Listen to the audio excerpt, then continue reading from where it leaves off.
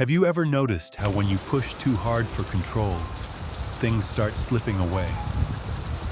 Why does confidence sometimes turn into arrogance? Why does kindness slowly become exhaustion? Why does everything, at its extreme, seem to turn into something else? Carl Jung called this Enantiodromia, the turning of opposites. When the mind moves too far in one direction, something inside begins to pull it back, not to punish us, but to keep us whole. If you've ever felt that quiet turning in your own life, stay with me. And if these ideas speak to you, don't forget to subscribe and keep exploring the mind together. Chapter 1. Enantiodromia. In the quiet evolution of every human life, there is a strange rhythm that moves beneath the surface, a slow turning of opposites, like a tide that no one commands. This movement, subtle yet relentless, is what Carl Jung called Enantiodromia. It is the principle that every extreme inevitably generates its opposite. What rises too high will fall. What expands too far will collapse. And what denies one truth too strongly will be overtaken by the truth it rejected. To Jung, this was not simply a philosophical curiosity. It was a law of psychic balance, a reminder that the psyche, like nature, seeks wholeness. And wholeness cannot be achieved without confrontation between the opposites that live within us. Jung first noticed this phenomenon while studying the behavior of his patients and the myths of ancient civilizations. He saw that human consciousness, when fixated on one side of experience, begins to call forth its neglected counterpart. The person who builds their identity entirely on rationality will sooner or later be overwhelmed by emotion. The one who clings to virtue without understanding their capacity for darkness will be seized by impulses they thought they had conquered. The individual who strives endlessly for control will one day face chaos so complete it humbles them.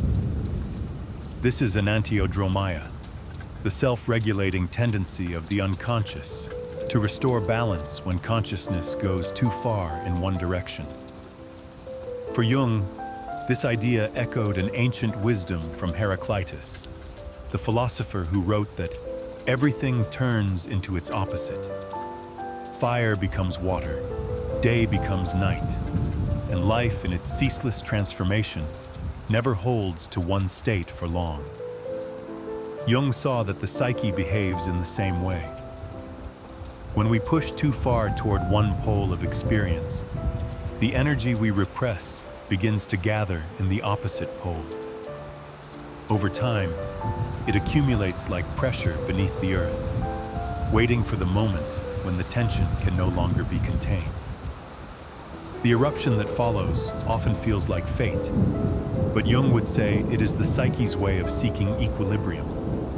He illustrated this through the journey of individuation, the lifelong process of integrating the conscious and the unconscious self.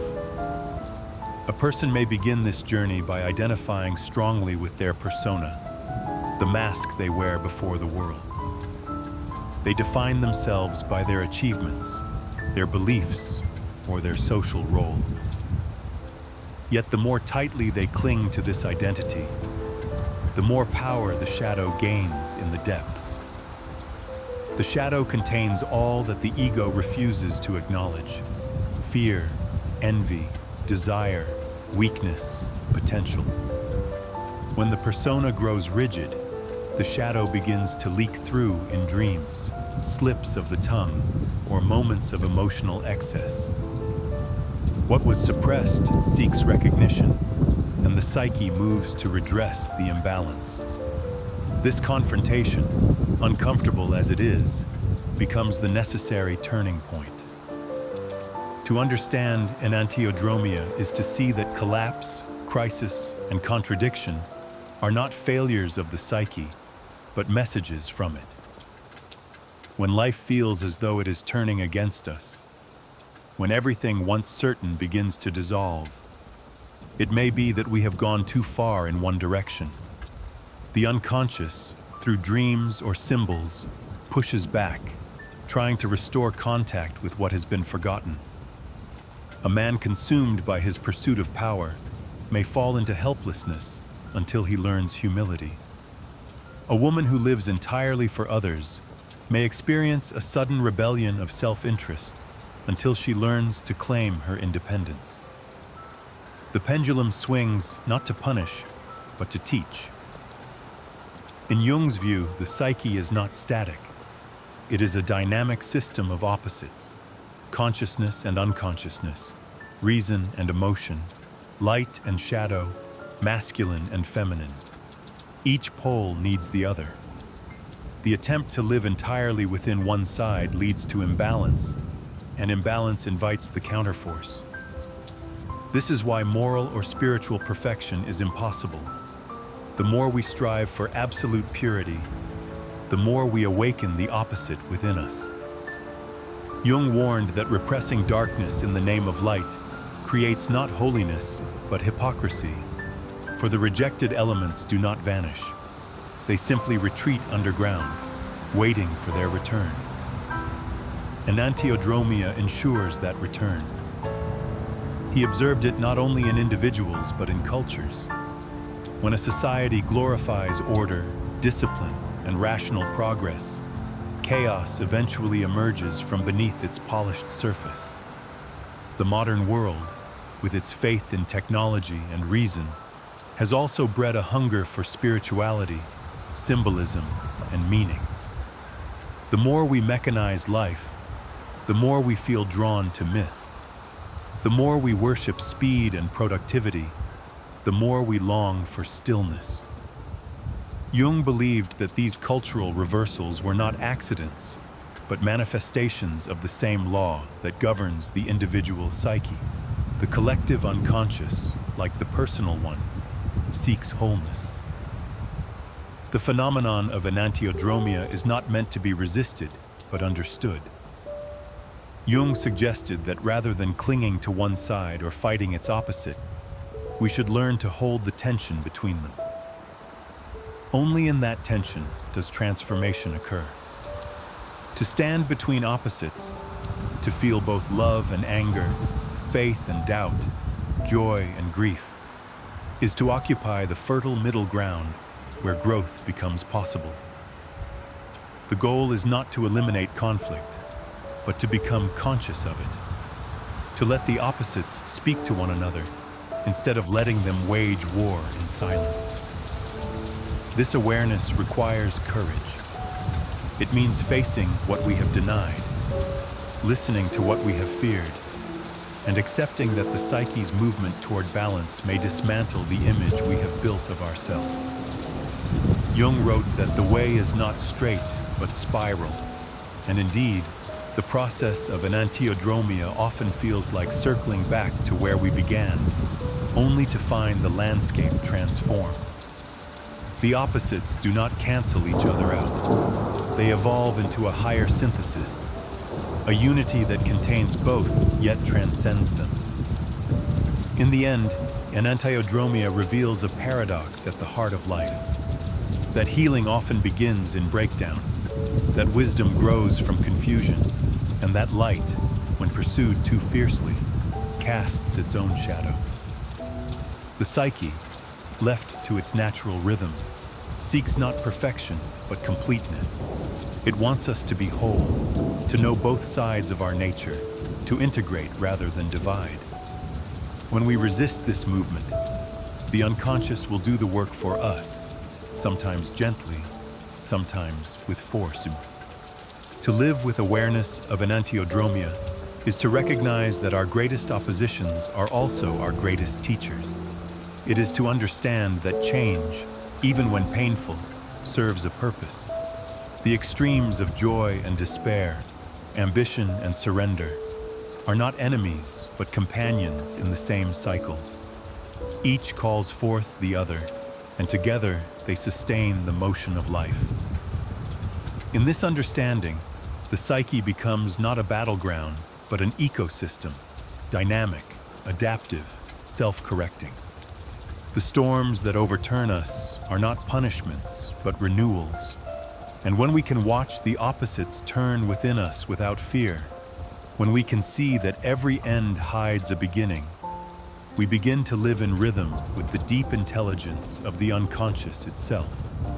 That is Enantiodromia, the turning of the tide within the soul, the law of reversal through which consciousness expands, and the hidden path by which every human being, in time, is guided back toward balance. Chapter 2. The Shadow. Every light casts a shadow. It follows us, silent and inseparable, stretching and shrinking with the changing angles of our awareness. To Carl Jung, the shadow was not a metaphor, but a vital truth of the psyche. It represents everything within us that we refuse to see, the qualities we repress, deny, or project onto others. It is the dark twin of the persona, the polite mask we present to the world. And though we might try to ignore it, the shadow shapes our emotions, our actions, and even our fate. The shadow begins forming the moment we learn what is acceptable and what is not. As children, we discover which parts of ourselves bring love and approval, and which bring shame or punishment. Slowly, we divide ourselves in two. We keep the bright side, kindness, obedience, confidence, and bury the rest. Anger, greed, jealousy, desire, fear. The parts we reject do not die. They sink into the unconscious, waiting. In time, these buried fragments start to speak through dreams, slips of the tongue, sudden moods, or the people we dislike most. Jung observed that what we condemn in others often reveals what we cannot face in ourselves. He called this process projection. When we say someone is arrogant, manipulative, or weak, it is worth asking whether these traits also live within us, unseen. The shadow uses projection as a mirror, showing us what we've hidden. But instead of recognizing it, we turn away, convinced that the darkness lies outside. Jung believed that much of the world's conflict arises from this denial. Nations, religions, and individuals fighting the very qualities they cannot acknowledge in their own nature. To confront the shadow is not an act of morality, but of wholeness. Jung insisted that integration does not mean becoming perfect. It means becoming complete. The goal is not to erase the shadow, but to make it conscious. When we dare to see what we've repressed, we reclaim our lost energy. The person who admits their envy can finally understand what they long for. The one who faces their anger can channel it into assertiveness instead of destruction. Darkness becomes fuel for growth. Yet this confrontation is unsettling. The shadow is not polite. It speaks in primal tones, carrying the instincts, drives, and emotions that civilization teaches us to suppress. To encounter it is to meet the animal within, the one that hungers, fears, lusts, and rages. Jung did not see this as evil. He saw it as nature, raw and honest. The problem arises only when we refuse to acknowledge it. Then it grows monstrous, acting out through addiction, obsession, or cruelty. The person who believes themselves pure is often the most dangerous, for their shadow acts without their awareness. Jung illustrated this through myth and literature. He saw the shadow in Faust's pact with Mephistopheles, in Dr. Jekyll's transformation into Hyde, in the Serpent of Eden, and the darkness of every hero's journey. These stories remind us that the descent into shadow is unavoidable. The hero who refuses the call is broken. The one who accepts it is transformed. Integration requires descent, a willingness to travel inward, and endure the discomfort of seeing what we have hidden. But how does one begin? Jung suggested paying attention to dreams, fantasies, and emotional triggers. The moments that disturb us most often point directly to the shadow. When someone provokes disproportionate anger or fear, the psyche is signaling that an unconscious complex has been touched. Writing, drawing, or active imagination, a method Jung developed to dialogue with inner figures, can help make the shadow visible. The goal is not control, but relationship. We do not conquer the shadow. We learn to listen to it. In therapy, Jung observed that people often met the shadow as an adversary at first. They resisted, rationalized, or moralized. But as they began to accept its presence, it shifted. The darkness revealed its hidden gifts: creativity, vitality, passion, and a sense of authenticity that cannot exist when we live only through the persona. The shadow, once integrated, becomes a source of grounding. It anchors us in reality, reminding us that we are neither gods nor saints but human beings, complex, contradictory, alive. Society, too, has its collective shadow. Jung wrote about this with urgency during the early 20th century, when Europe was gripped by political extremism. He saw how nations projected their repressed impulses onto each other, calling the enemy evil while justifying their own brutality. When the shadow is denied collectively, it manifests as war, persecution, and fanaticism. Jung warned that unless individuals take responsibility for their own darkness, humanity will continue to repeat the same cycles of violence. The outer world mirrors the inner one. Recognizing the shadow is an act of humility. It dissolves the illusion of superiority and replaces it with understanding. When we see our own potential for cruelty, we judge others less harshly. When we acknowledge our weakness, we find compassion. Jung believed that this humility is the foundation of wisdom. The person who has met their shadow stands on solid ground. They are not easily swayed by pride or fear. They move through life with an awareness that light and dark are interdependent, that good intentions can have destructive outcomes, and that even in our worst moments, something meaningful can emerge.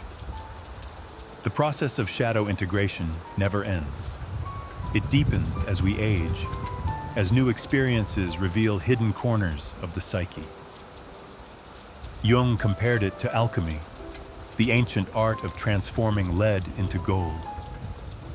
The lead is the raw, unconscious material of our nature. The gold is consciousness, born from the union of opposites. Each encounter with the shadow refines us a little more, softening rigidity, deepening empathy, and expanding the sense of what it means to be human. In the end, the shadow teaches us that darkness is not the enemy of light, but its partner. Without night, there can be no dawn. Without ignorance, no wisdom. To live fully is to hold both. The person who denies their shadow lives only half a life, trapped in the mask of who they think they should be. But the one who dares to look inward, who accepts the whispering presence of their own darkness, begins to move toward the wholeness Jung called individuation. The shadow, once feared, becomes a guide. It leads us through the wilderness of the unconscious, showing that beneath the layers of fear and repression lies something essential, the totality of who we are. And only when we stop dividing ourselves into good and bad, light and dark, do we begin to see that both belong to the same vast, breathing soul. Chapter 3: The Persona. Every society teaches its people to wear masks. They are not the masks of deceit, but of adaptation. the faces we learn to present so that the world can recognize us. Carl Jung called this mask the persona, borrowing the word from ancient Greek theater, where actors used carved masks to project emotion and identity. In the same way, we use our personas to navigate the social stage. The professional voice in the workplace, the polite smile at dinner, the confident posture in moments of uncertainty. The persona is not false in itself. It is a necessary bridge between the individual and the collective, the point where private self meets public expectation. But when the mask becomes too rigid, when we mistake it for who we truly are, it begins to suffocate the soul. Jung described the persona as a compromise between the individual and society. It allows us to function in groups, to earn trust, to play roles that maintain order. Every role, teacher, friend, artist, leader, carries expectations. The persona shapes itself to meet them, filtering what we express and what we conceal. A healthy persona adapts to context. It bends without breaking. But in a world that prizes performance and image, many people over-identify with their persona. They begin to believe that the role is the self. The doctor forgets the human beneath the white coat. The student becomes only their grades. The influencer becomes only the image in the lens. Jung warned that such identification invites collapse. When the mask is mistaken for the soul, life grows hollow, and the unconscious begins to rebel. This rebellion often appears as anxiety, emptiness, or exhaustion, the feeling of living someone else's life. Jung saw this as the psyche's protest against over-adaptation. The persona, meant to serve us, becomes a prison when we can no longer remove it. Beneath it lies the shadow, pressing to be acknowledged, demanding authenticity. The tension between these two, the social face and the hidden self, is one of the core conflicts in human development. To mature psychologically is to learn to live between them, to speak the language of both worlds without belonging entirely to either. The construction of the persona begins early. A child learns that certain behaviors bring affection, while others invite criticism. Bit by bit, they craft a version of themselves that fits their environment.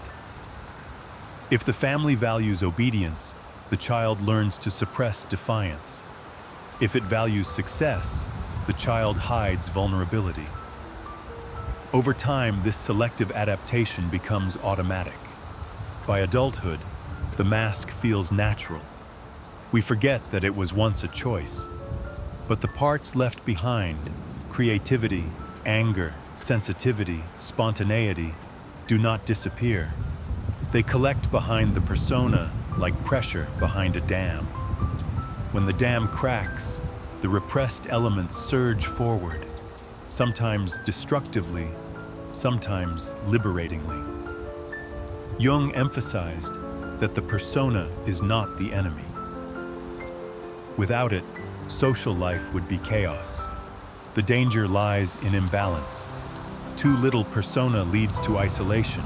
Too much leads to alienation from the self. A person with no social mask may seem raw, impulsive, even threatening, because they reveal too much of the inner world. A person entirely dominated by their mask becomes shallow, unable to feel or imagine beyond the expectations of others. The goal is integration, to use the persona consciously, as an instrument rather than an identity. He often compared the persona to clothing. We need garments to move through society, but we must know when to remove them. A well-adjusted psyche wears its mask lightly, aware that beneath it lives a deeper, more fluid self. This awareness allows freedom. We can shift roles without losing authenticity, adapt to circumstance without betrayal. Jung believed that this flexibility marks the beginning of individuation, the process by which a person becomes whole. In his Patience, Jung saw that crises of identity often arose when the persona cracked, when the image that once worked no longer fit the soul's growth. A middle-aged businessman, successful but restless, might feel his achievements lose meaning. A mother devoted to her children might suddenly long for the creativity she abandoned. These moments, though painful, are invitations. The breakdown of the persona is the psyche's way of making space for the self to emerge. It feels like collapse, but it is transformation. The modern world complicates this dynamic. Technology multiplies our masks. Online, we curate identities, editing and filtering ourselves into palatable fragments. The more we perform, the more we risk forgetting what exists behind the performance. Jung might have seen social media as a vast theater of personas, necessary for connection, but dangerous if mistaken for reality. The human psyche hungers for authenticity, and when it is denied, symptoms follow. Fatigue, depression, a sense of being hollow beneath constant visibility. The persona expands, but the self withers. To live authentically does not mean abandoning the persona. It means learning when to remove it and when to wear it with intention.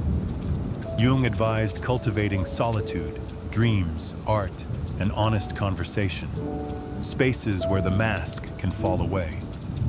In these moments, the unconscious has room to breathe, to communicate through symbols and feelings that the social world cannot easily name. The task is delicate, to honor the outer world without betraying the inner one. When the balance is achieved, the persona becomes transparent. Through it, the true self can shine rather than hide. The individual no longer plays a role out of fear, but uses the role as a form of expression. A teacher can teach not because it is their identity, but because it is one voice of their larger self. A parent can nurture without losing individuality. A leader can guide without losing humility. The mask becomes art, not armor. In Jung's psychology, the integration of the persona prepares the way for deeper work. The meeting with the shadow, the anima and animus, and finally, the self. Each stage demands honesty, but none can begin if the persona rules unchecked. The mask must soften so that the person can see beyond it. Ultimately, the persona reminds us that identity is both performance and discovery. We are actors in many plays, but also the audience watching, learning, and changing through each role. The challenge is to remain awake, to remember that behind every mask is a face. Behind every face, a living, evolving soul. When we hold this awareness, we move through the world not as fragments, but as whole beings temporarily disguised for the sake of connection. And when the performance ends, we can step off the stage, breathe, and return to the quiet, unmasked truth of who we are. Chapter 4. Anima and Animus. Within every human psyche, Jung believed, there is a hidden balance of masculine and feminine energy, not defined by gender or culture, but by psychological qualities that complete one another. He called these inner counterparts the anima and animus. The anima is the inner feminine in a man, and the animus the inner masculine in a woman.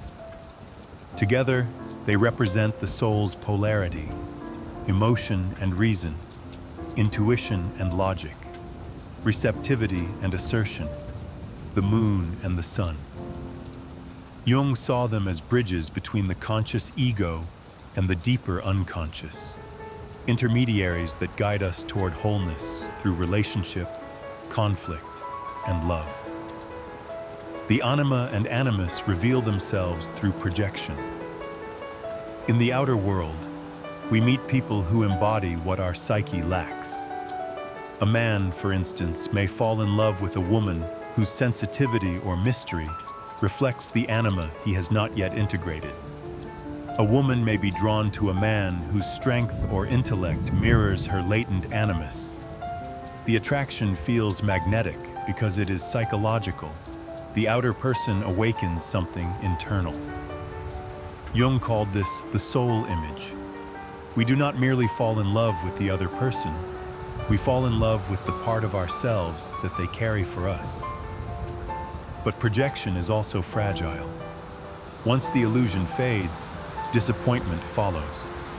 The beloved who once seemed divine becomes ordinary, and we feel betrayed. Yet this disillusionment is not failure. It is the necessary withdrawal of projection, the invitation to reclaim what we have projected. The qualities we adored or despised in the other must now be recognized within. The man who blamed women for his emotional turmoil must learn to accept his own feeling nature. The woman who worshipped or feared the intellect of men must awaken her own capacity for reason and independence. Through this reclaiming, the psyche begins to balance. Jung saw the anima and animus as evolving figures that appear in dreams, myths, and art. In early stages, they are primitive, seductive, domineering, or chaotic. A man's anima might appear as a siren or witch, a woman's animus as a cold critic or warrior. These early forms represent the power of instinct. As consciousness grows, the inner figures mature, becoming guides rather than obstacles. The anima may transform into a wise companion or muse, the animus into a voice of understanding and insight. Their integration opens communication between the conscious and unconscious mind. The purpose of this inner marriage is not to erase difference, but to harmonize it. Jung believed that each psyche is inherently androgynous, capable of tenderness and strength, intuition and analysis. Modern culture often fragments these qualities, assigning them to genders or roles, but the unconscious holds them all. To integrate the anima or animus is to become more whole, more capable of relating authentically to others, and less enslaved by projection. In his writings, Jung drew from mythology to describe this process. He saw the story of Eros and Psyche as a symbol of anima integration. The soul, Psyche, learning to love the divine within Eros. Similarly, he interpreted many hero myths as journeys toward the union of opposites. The knight rescuing the maiden, the goddess descending into the underworld, the alchemical marriage of sun and moon. These archetypal images express a universal truth. That consciousness evolves through relationship, through the tension between inner opposites. The anima and animus also play crucial roles in creativity and intuition. Jung noticed that when individuals reconcile their inner genders, their imagination flourishes. The anima opens the door to feeling, beauty, and symbolic thought. The animus brings clarity, discipline, and expression. Artists, writers, and thinkers often describe inspiration as coming from a mysterious inner figure, a muse, a demon, a voice. To Jung, this was the anima or animus speaking, offering images from the unconscious that consciousness could translate into form. However, when repressed, these same forces can distort perception. A man who rejects his anima may become emotionally barren, rigid, or hostile toward women. A woman who represses her animus may become submissive or distrustful of her own reason. The psyche then compensates by producing exaggerated behaviors or psychological unrest. The solution, as always in Jungian thought, lies in awareness. To listen inwardly to dream, to reflect without judgment. These are the ways the opposites begin to speak again. Integration of the anima and animus is part of the larger process of individuation. It marks a stage where the ego, having confronted the shadow and softened the persona, begins to recognize its counterpart. The meeting is often turbulent because it requires surrender. To unite opposites, one must give up certainty. Yet through that surrender comes depth, a sense of inner completeness that no outer relationship can provide. In the end, Jung described the union of anima and animus as the sacred marriage of the psyche, a reconciliation that gives birth to the self, the true center of consciousness. When this balance is achieved, one no longer projects divinity outward, but experiences it inwardly. Love becomes less about possession and more about recognition. The outer world remains, but it mirrors an inner harmony. To live with awareness of these inner figures is to understand that every relationship is a dialogue between inner worlds. The people we meet are mirrors, carrying fragments of what we have lost or forgotten. The more we integrate our own opposites, the less we depend on others to complete us, and the more capable we become of genuine connection. The anima and animus remind us that wholeness is not uniformity, but union. It is the dance between light and dark, strength and gentleness, reason and feeling, the eternal dialogue that keeps the psyche alive. When we accept both sides, when we allow the inner masculine and feminine to move in harmony, life begins to feel less like conflict and more like conversation, a continuous unfolding between what we are and what we are still becoming. Chapter 5. Individuation. Carl Jung believed that the deepest task of a human life is not success, not conformity, not even happiness, but individuation, the process of becoming who one truly is. Individuation is not self-improvement or the accumulation of virtues. It is the unfolding of the psyche toward wholeness, the gradual realization that we are more than the roles we play, more than our thoughts, emotions, or history. To individuate is to integrate the many parts of ourselves, the conscious and unconscious, the light and shadow, the masculine and feminine, the rational and the intuitive, into a coherent whole. It is a lifelong journey, marked by conflict and reconciliation, disintegration and renewal, but also by an increasing sense of authenticity and meaning. For Jung, individuation begins when the surface identity, the ego, discovers its limits. Early in life, we build an image of who we are based on family, culture, and ambition. This image serves us well for a time. It provides stability, direction, and belonging. But as life unfolds, cracks begin to appear. The persona becomes too tight. The values we inherited no longer fit the person we are becoming. The shadow stirs, demanding acknowledgement. The anima or animus calls from dreams or relationships, pulling us toward inner balance. When the ego resists, the psyche rebels through symptoms, discontent, or crisis. The life we have constructed begins to fall apart, and what once felt solid turns uncertain. Jung saw this not as failure, but as initiation. The old identity must break so that the larger self can emerge.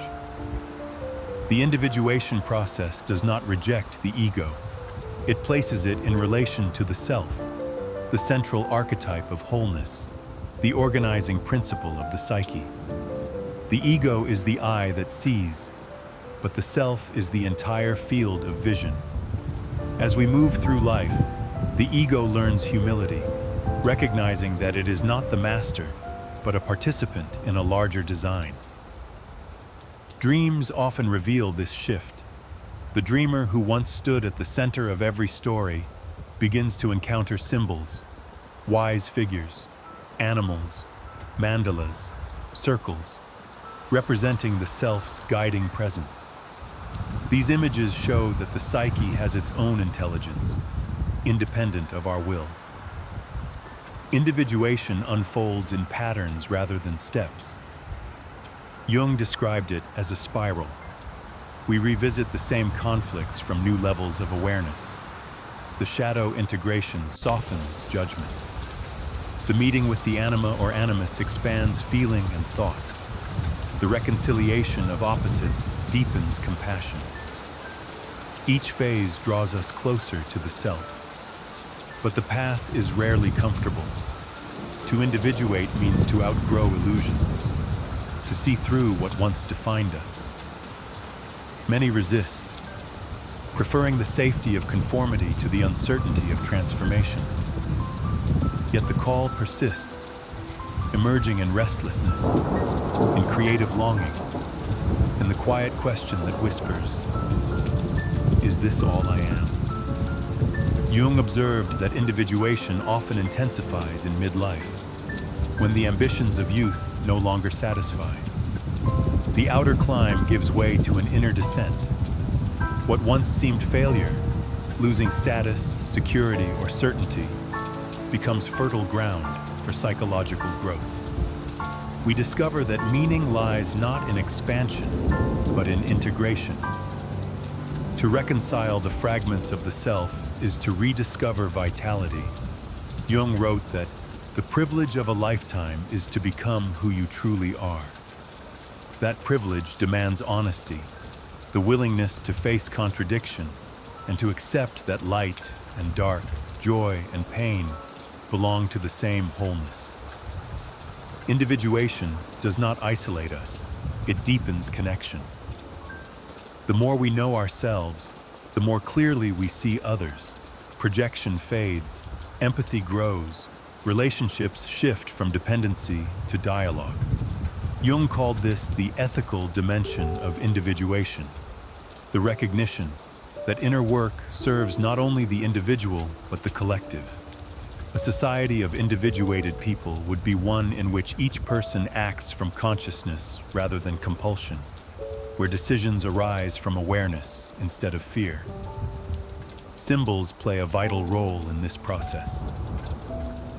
Jung saw art, myth, and religion as expressions of the self communicating with consciousness. The Christian cross, the mandala, the yin and yang, each represents the union of opposites, the balancing of forces within the psyche. When such symbols appear in dreams or imagination, they mark turning points. The psyche, through its language of images, signals movement toward greater unity. This symbolic dialogue is what Jung called the language of the soul. The ultimate stage of individuation is not perfection, but reconciliation. The ego learns to live in partnership with the unconscious, acknowledging mystery without needing to control it. Jung described the individuated person as one who lives from the center, neither identified with the mask of persona, nor swallowed by the chaos of the unconscious. This centeredness radiates calm strength. It does not seek validation, for it knows its worth from within. Individuation, then, is both deeply personal and profoundly universal. Every person walks this path in their own way, guided by dreams, relationships, suffering, and love. It cannot be rushed or forced. It is not achieved through doctrine or imitation, but through experience, through listening to what the soul asks, even when it contradicts the world's expectations. It is a process of surrender as much as discovery, an act of trust in the intelligence of the psyche. By the end of life, if we have followed this inner call, we may find that what once seemed fragmented now forms a pattern. The struggles, the contradictions, the losses, All reveal themselves as movements within a single rhythm. The self we sought was never distant. It was concealed within the layers we have spent a lifetime peeling away. Individuation is the remembering of that truth, that to become oneself is not to isolate from the world, but to find one's place within it, whole, balanced, and alive. Chapter 6. The Collective Unconscious. Beneath the private layers of thought and memory lies a deeper foundation, a vast psychic field that does not belong to the individual alone. Carl Jung called this shared dimension the collective unconscious. Unlike the personal unconscious, which holds forgotten experiences and repressed emotions unique to each person, the collective unconscious contains patterns, images, and instincts that are universal. It is the inherited structure of the human psyche, a silent architecture that shapes how we perceive, imagine, and dream. Jung believed that within this collective layer live the roots of myth, religion, and culture, timeless symbols that appear in every civilization and every era, whispering the same truths through different tongues. To grasp the idea of the collective unconscious is to imagine the mind not as an isolated island, but as part of a vast ocean. Our thoughts rise and fall like waves, distinct in form yet connected at their depths. Beneath personal memories, something older moves, impulses to create, to fear, to love, to seek meaning. These are not taught. They are remembered from a place beyond memory. A child who has never seen a snake still feels an instinctive shiver at its movement. A person who has never studied mythology still dreams of heroes, monsters, and journeys through darkness toward light. These images emerge from the same well, a reservoir of archetypes. Archetypes are the core of the collective unconscious, primordial patterns that shape the way we think and feel. They are not fixed images, but living potentials, like invisible blueprints for experience. When activated, they express themselves through symbols: the mother, the hero, the trickster, the wise old man, the rebirth, the apocalypse. Each culture clothes them in its own stories, yet the structure remains the same. The Greek goddess Athena and the Egyptian Isis, though worlds apart, both embody the archetype of wisdom and protection. The hero who slays the dragon, whether in Chinese legend, Norse saga, or modern film, enacts the same psychological drama, the triumph of consciousness over chaos. Jung arrived at this insight through his study of dreams and mythology. He noticed that patients who had never read ancient texts often dreamt in mythic imagery. A modern businessman might dream of descending into a cave or encountering a serpent, images identical to those found in pre-Christian rituals or tribal ceremonies. Jung realized that the human psyche speaks in symbols older than any individual life. The collective unconscious is the source of that symbolic language, a kind of psychic inheritance carried across generations. This shared inheritance explains why art and religion resonate so deeply. When a story, image, or song moves us beyond words, it is often because it touches an archetype. We recognize something ancient in it: the hero's courage, the mother's comfort, the lover's longing, the soul's quest for meaning. These archetypes are psychological organs, as essential to the psyche as the heart and lungs are to the body. They shape the way we experience the world, even when we do not notice their presence. Yet the collective unconscious is not always gentle. It contains both light and shadow. The same archetypes that inspire creativity can also drive destruction. The hero may become the tyrant. The mother may smother rather than nurture. When an archetype takes possession of a person or a group, It can lead to fanaticism or hysteria. Jung saw this clearly in the mass movements of the 20th century. Nations swept up in ideology acted not as rational collectives, but as people possessed by myth. The hero archetype turned to conquest. The savior complex twisted into domination. The collective unconscious, when unacknowledged, can rise like a flood. Jung's insight carries a warning and a hope. The warning that the unconscious, when denied, governs us through compulsion and projection. The hope that by becoming conscious of these patterns, we can transform them into creativity and understanding. To recognize the archetypes at work in our lives, in our relationships, beliefs, and art, is to gain freedom from their grip. When we know the myth we are living, we no longer live it blindly. The collective unconscious also connects us to one another. It reminds us that every joy and sorrow, though personal in form, is universal in essence. The grief of one person echoes the grief of countless others before them. The courage to begin again belongs to all humanity. This awareness breeds empathy. To see our struggles reflected in myths, in stories centuries old, is to realize that no experience is entirely solitary. The collective unconscious binds us not by doctrine, but by shared humanity. In dreams, this shared layer often reveals itself through archetypal images: floods, mountains, fires, animals, circles. Jung noted that such dreams carry a numinous quality, a sense of significance that lingers beyond logic.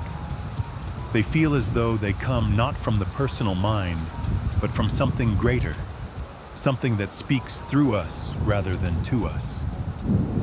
For Jung, this was evidence that the psyche is not a closed system, but a living dialogue between the individual and the collective. To work with the collective unconscious requires respect. It is both creative and dangerous, a realm of symbols that can heal or consume. Jung's approach was not to interpret these symbols through rigid theory, but to enter into relationship with them. By painting, writing, or reflecting on their meaning, we participate in the ancient conversation between consciousness and the depths. The goal is not to master the unconscious, but to collaborate with it, to let its wisdom shape us without surrendering our discernment. In the end, the collective unconscious is the great reminder that the human mind is ancient, communal, and sacred. Beneath the surface differences of race, language, and belief, we dream the same dreams. We seek light in darkness, order in chaos, meaning in the unknown. Every myth, every prayer, every work of art is an attempt to give form to this invisible inheritance. To know it is to understand that within each of us lives the memory of all who have come before, and that our own stories, in turn, will one day join that deep, unending sea of the human soul. Chapter 7. Archetypes. Carl Jung saw human life as shaped by invisible patterns, ancient designs that repeat themselves in our stories, our dreams, and our emotions. He called these patterns archetypes. They are the structural elements of the collective unconscious, the deep grammar of the psyche.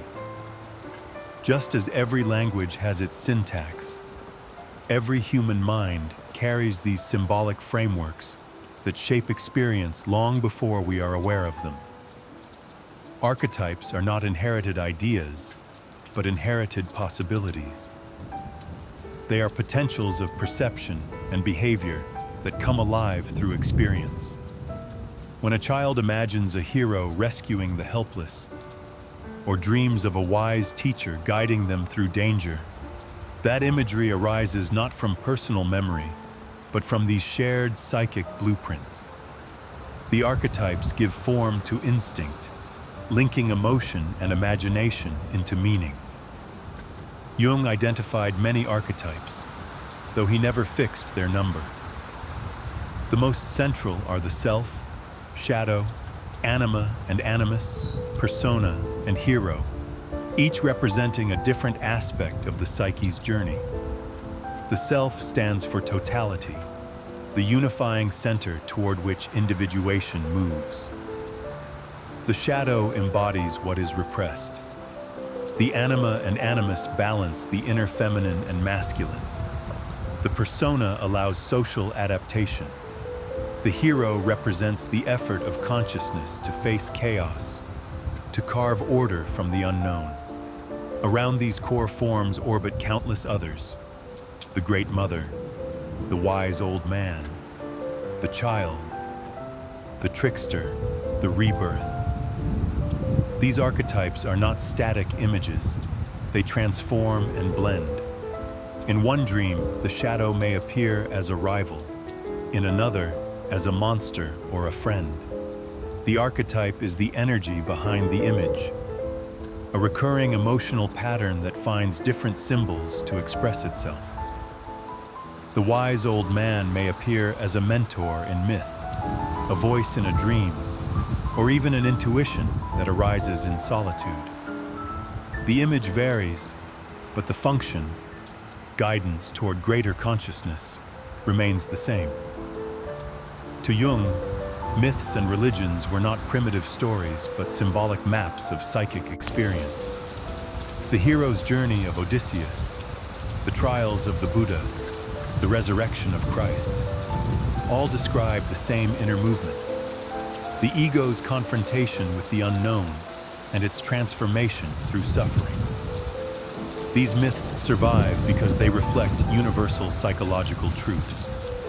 When we watch a film, read a novel, or listen to a story that grips us deeply, it is because an archetype has been awakened within us. We recognize the pattern unconsciously. It speaks in a language older than reason. Jung often compared archetypes to the riverbeds of the psyche, ancient channels through which the waters of emotion flow.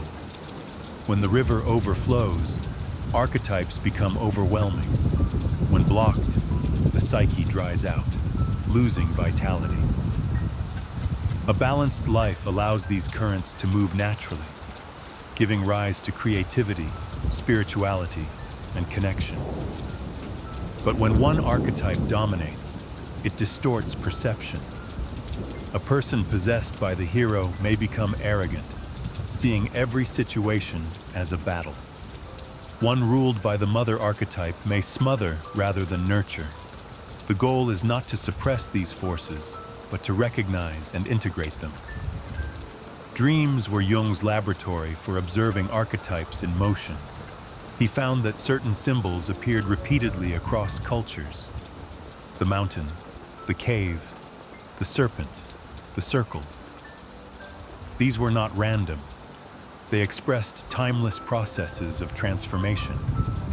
The mountain symbolized ascent toward consciousness. The cave, descent into the unconscious. The serpent, renewal through shedding and rebirth. The circle, wholeness and the self.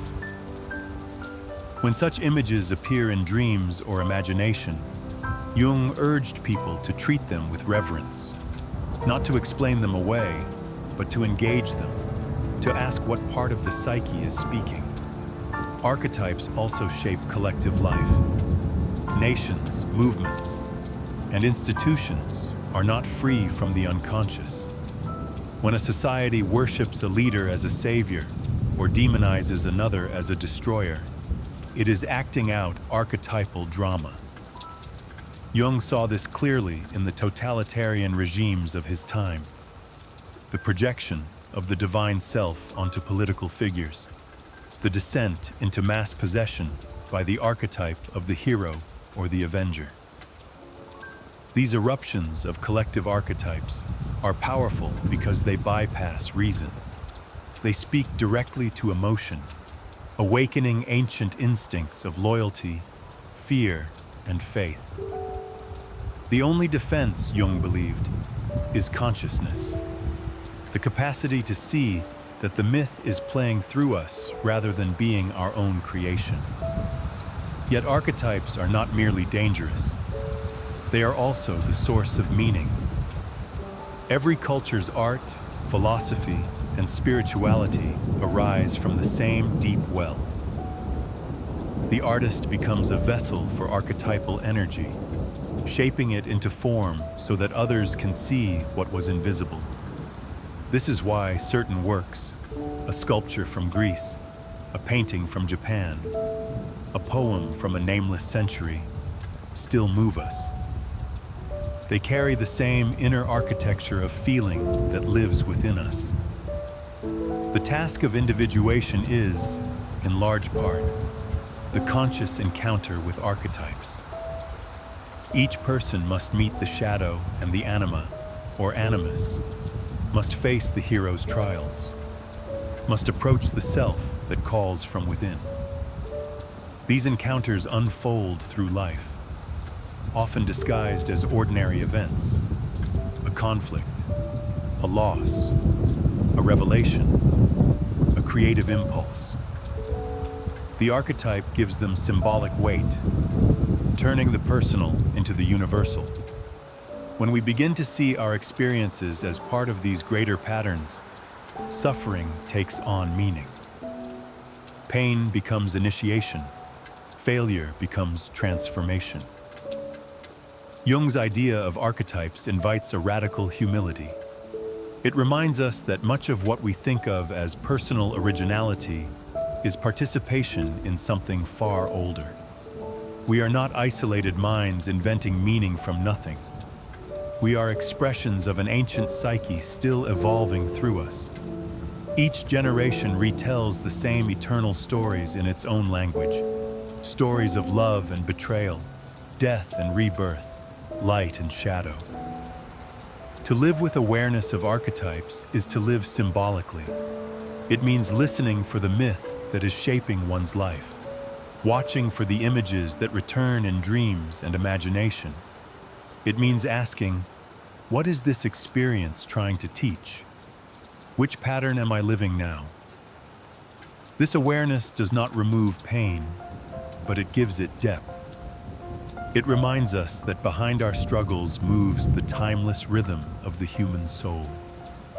In the end, archetypes reveal that the psyche is both ancient and alive, a living story still unfolding through each of us. When we recognize their presence, we begin to see life itself as a dialogue between the eternal and the personal. Every joy and loss, every beginning and ending, becomes a chapter in a myth older than memory. And by living it consciously, we contribute our verse to the great narrative of humankind. Chapter 8. Synchronicity. There are moments in life when events seem to converge with uncanny precision, when something within us coincides with something outside, and the two appear mysteriously linked. A song comes on the radio at the exact moment we think of a lost friend. A dream from the night before unfolds, detail by detail, in the light of the next day. We meet a stranger who utters the very phrase we needed to hear. These coincidences feel too exact to be random, yet they carry no visible cause. Carl Jung called this phenomenon synchronicity, the meaningful coincidence of inner and outer events.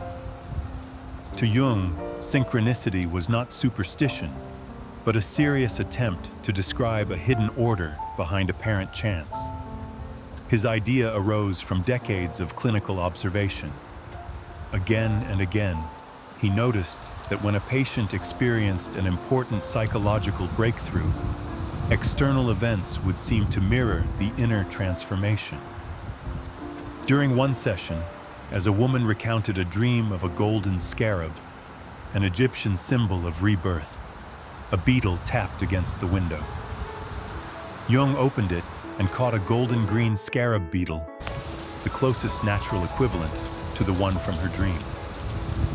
The shock of that coincidence broke her intellectual resistance, allowing her to feel the depth of her experience. Jung saw it as an instance of meaning transcending causality, the psyche and the world responding to the same invisible pattern. Synchronicity challenged the dominant worldview of his time. Western science, built on the principle of cause and effect, assumes that every event has a measurable origin. Jung did not deny causality, but proposed that another kind of connection exists, one based on meaning rather than mechanism. Two events may be linked, not because one causes the other, but because both arise from the same underlying order, what he called the unus mundus, the one world of psyche and matter intertwined. Synchronicity, in this sense, is the moment when that unity becomes visible. Jung's collaboration with physicist Wolfgang Pauli deepened this idea. Pauli, one of the founders of quantum mechanics, shared Jung's fascination with parallels between mind and matter. In quantum physics, observation influences outcome. The act of measurement affects what is measured. Pauli and Jung saw in this a reflection of synchronicity, that the observer and the observed are not separate, but part of a single field. Reality, they suggested, is not divided into objective and subjective, but woven from both. For Jung, synchronicity revealed that the psyche is not locked inside the skull. It participates in the world, resonating with the patterns of nature. The collective unconscious, with its archetypes and symbols, extends beyond individual minds, shaping not only dreams, but events.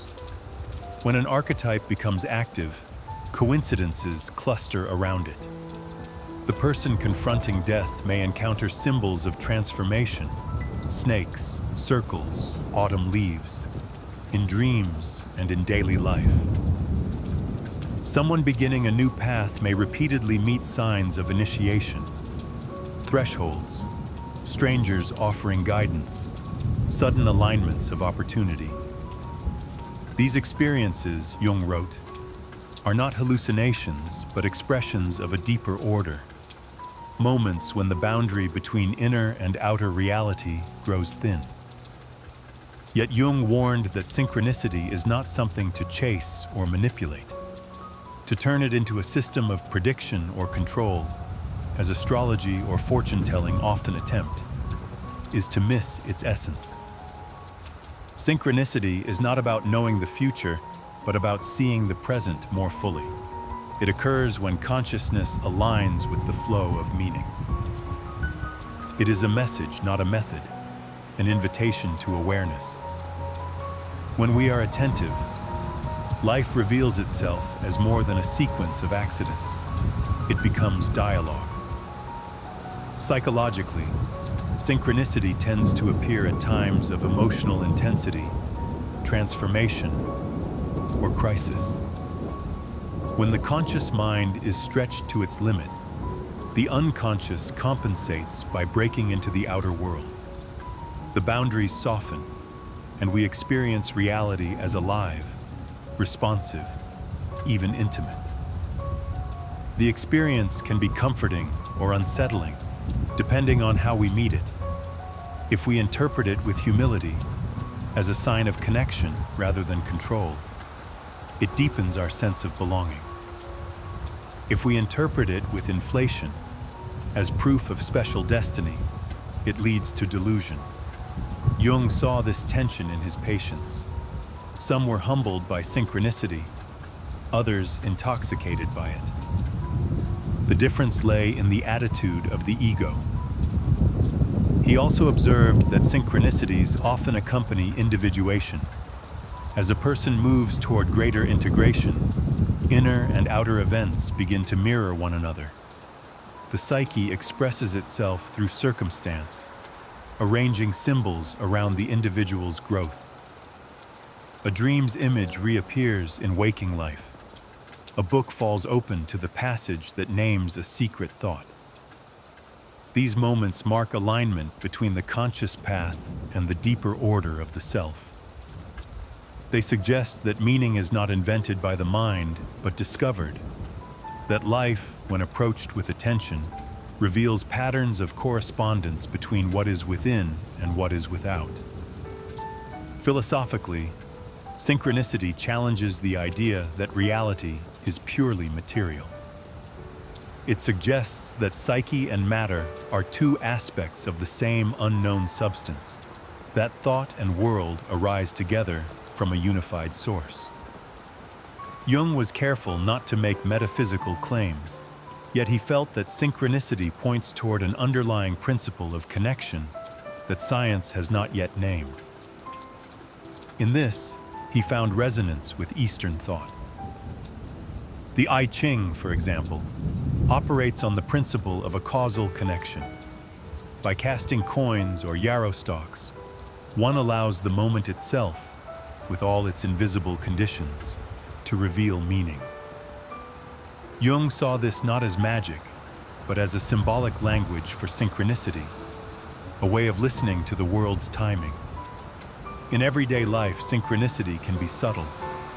It may come as a conversation overheard at the right moment, a sudden intuition verified later, or a pattern that repeats until its message is understood.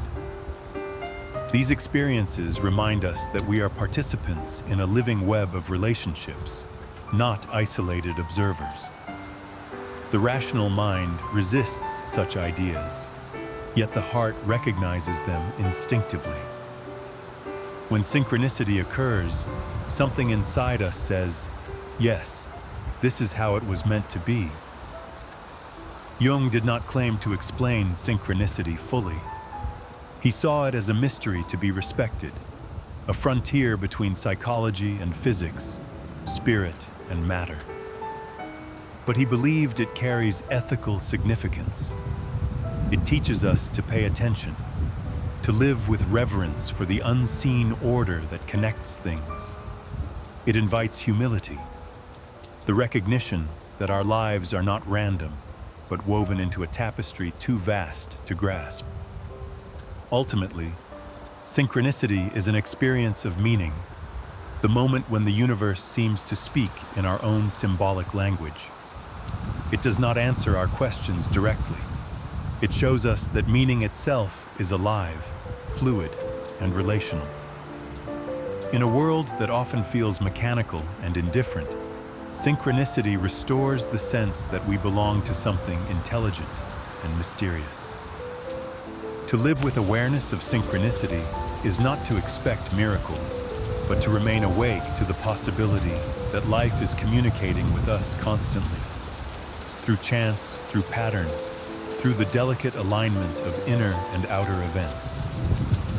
Jung called it the psychoid realm, the space where matter becomes mind and mind becomes matter. It is there, in those fleeting convergences of symbol and circumstance, that we glimpse the wholeness underlying all things.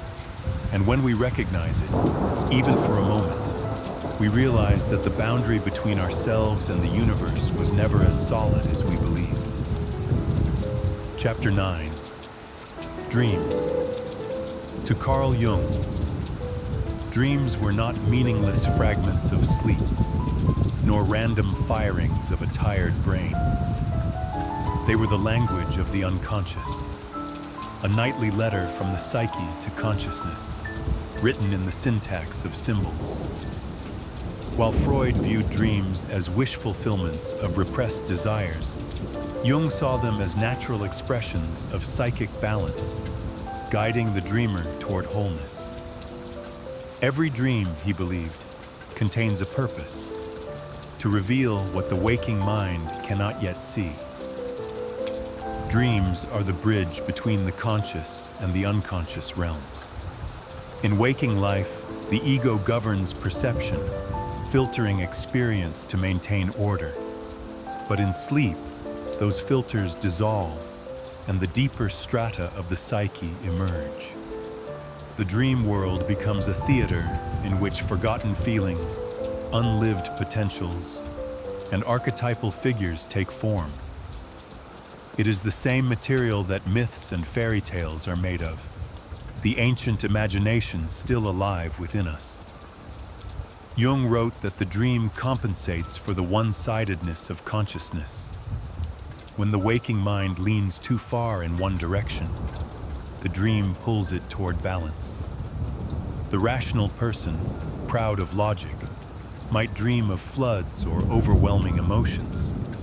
The sentimental person might dream of barren deserts or icy rooms. The psyche seeks equilibrium through imagery.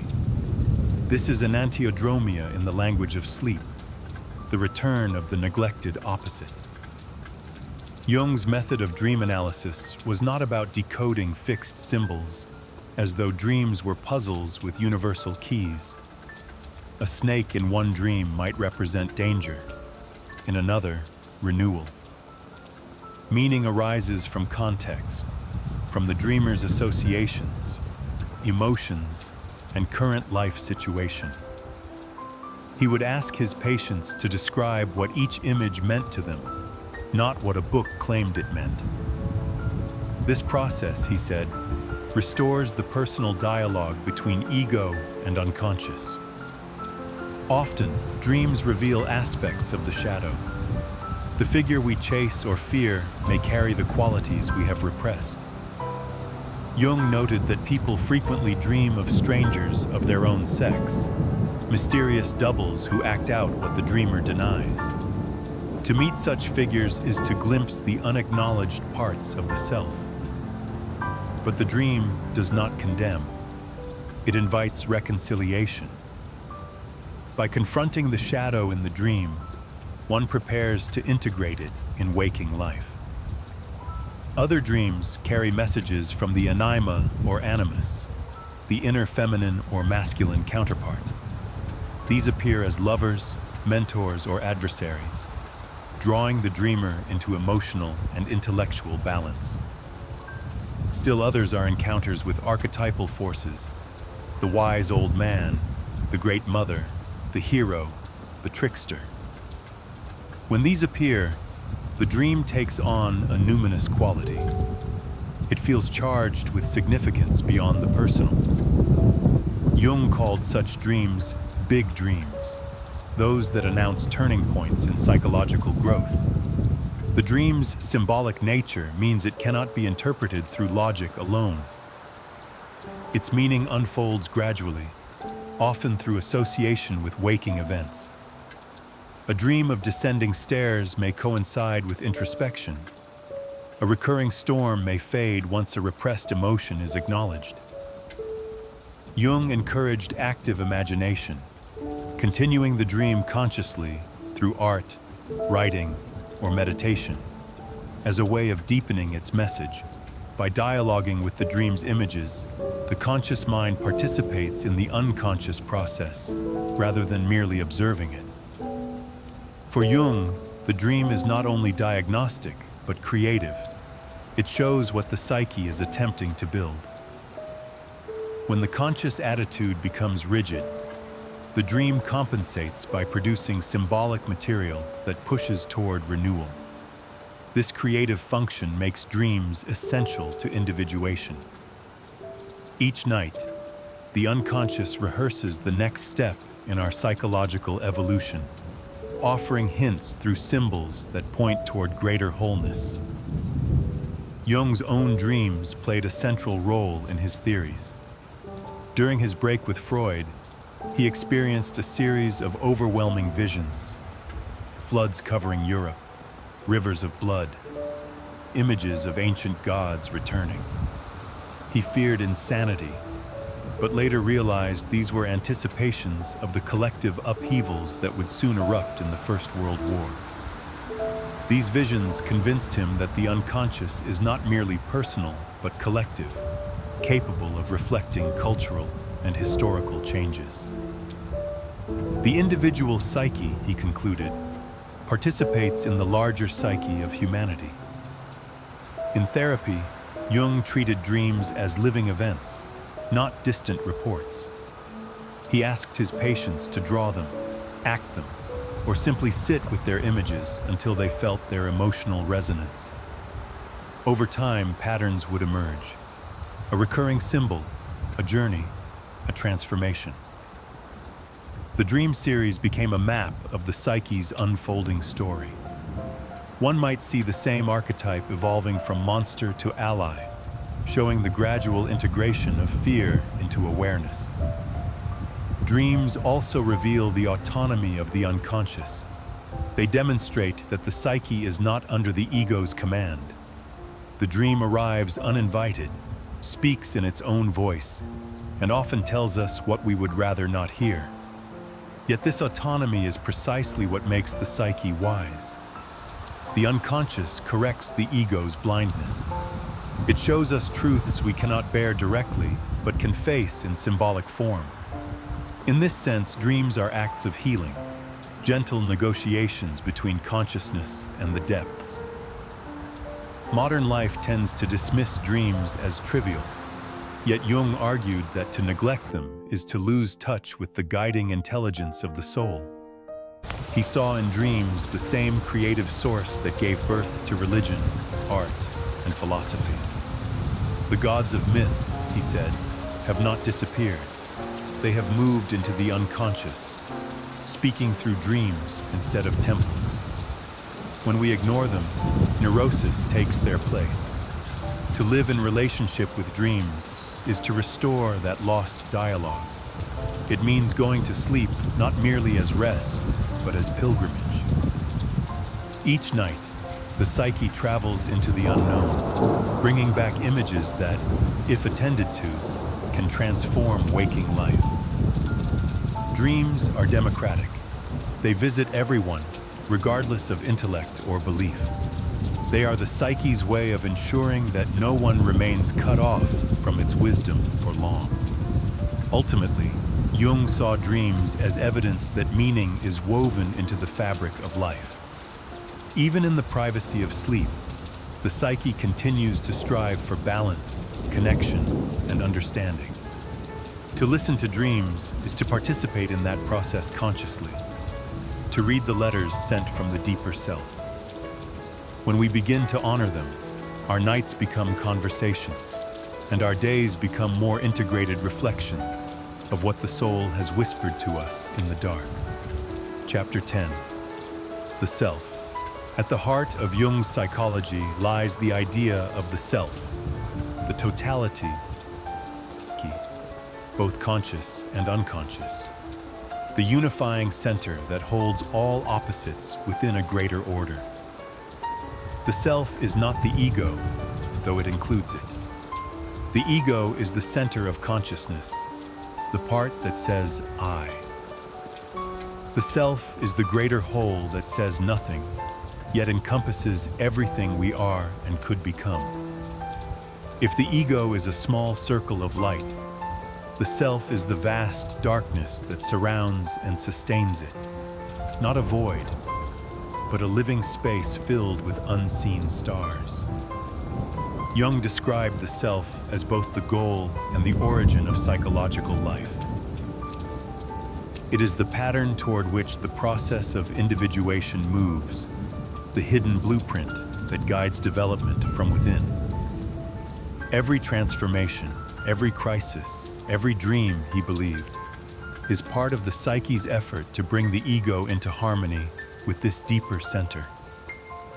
Individuation, then, is not about inflating the ego's power, but about relating it to the self, learning to live from a consciousness that recognizes its own limits and participates in a larger intelligence. The self often reveals itself symbolically. In dreams, it may appear as a wise figure, a divine child, a mandala, a stone, a tree, or a circle, images of wholeness, completion, and unity. Jung himself experienced recurring visions of circular forms during his most creative periods.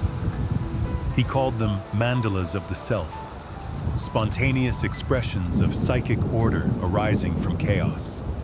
They reminded him that beneath the turmoil of thought and emotion, the psyche seeks symmetry, balance, and centeredness. To encounter the self is to confront mystery, It cannot be fully known or possessed, only approached. Jung compared it to the divine, not in a religious sense of worship, but in the recognition that there exists within us something larger, wiser, and more enduring than the conscious mind. The self speaks through symbols, intuition, and synchronicity. It appears when the ego surrenders its illusion of control. In that surrender lies transformation, not defeat. One of Jung's most important insights was that the self is not purely good. It encompasses both light and dark, creation and destruction, life and death. To become whole means to accept these opposites as part of a larger unity. The ego prefers clear moral divisions. The self transcends them. It does not justify evil, but contains it as potential, showing that even shadow can serve the movement toward awareness. The task of consciousness is to relate to this totality without being overwhelmed, to stand at the midpoint where the opposites meet, holding tension until they reconcile in a higher form. In mythology, the self often appears as a god, a sacred mountain, a hidden treasure, or a center that the hero must find. The journey to the self is the hero's journey inward, the descent into darkness and the return with wisdom. The dragon guarding the treasure represents the unconscious forces that resist transformation. The treasure itself is the integrated personality. Jung found this pattern in countless myths because it mirrors the natural movement of the psyche, from fragmentation toward unity, from ignorance toward self-knowledge.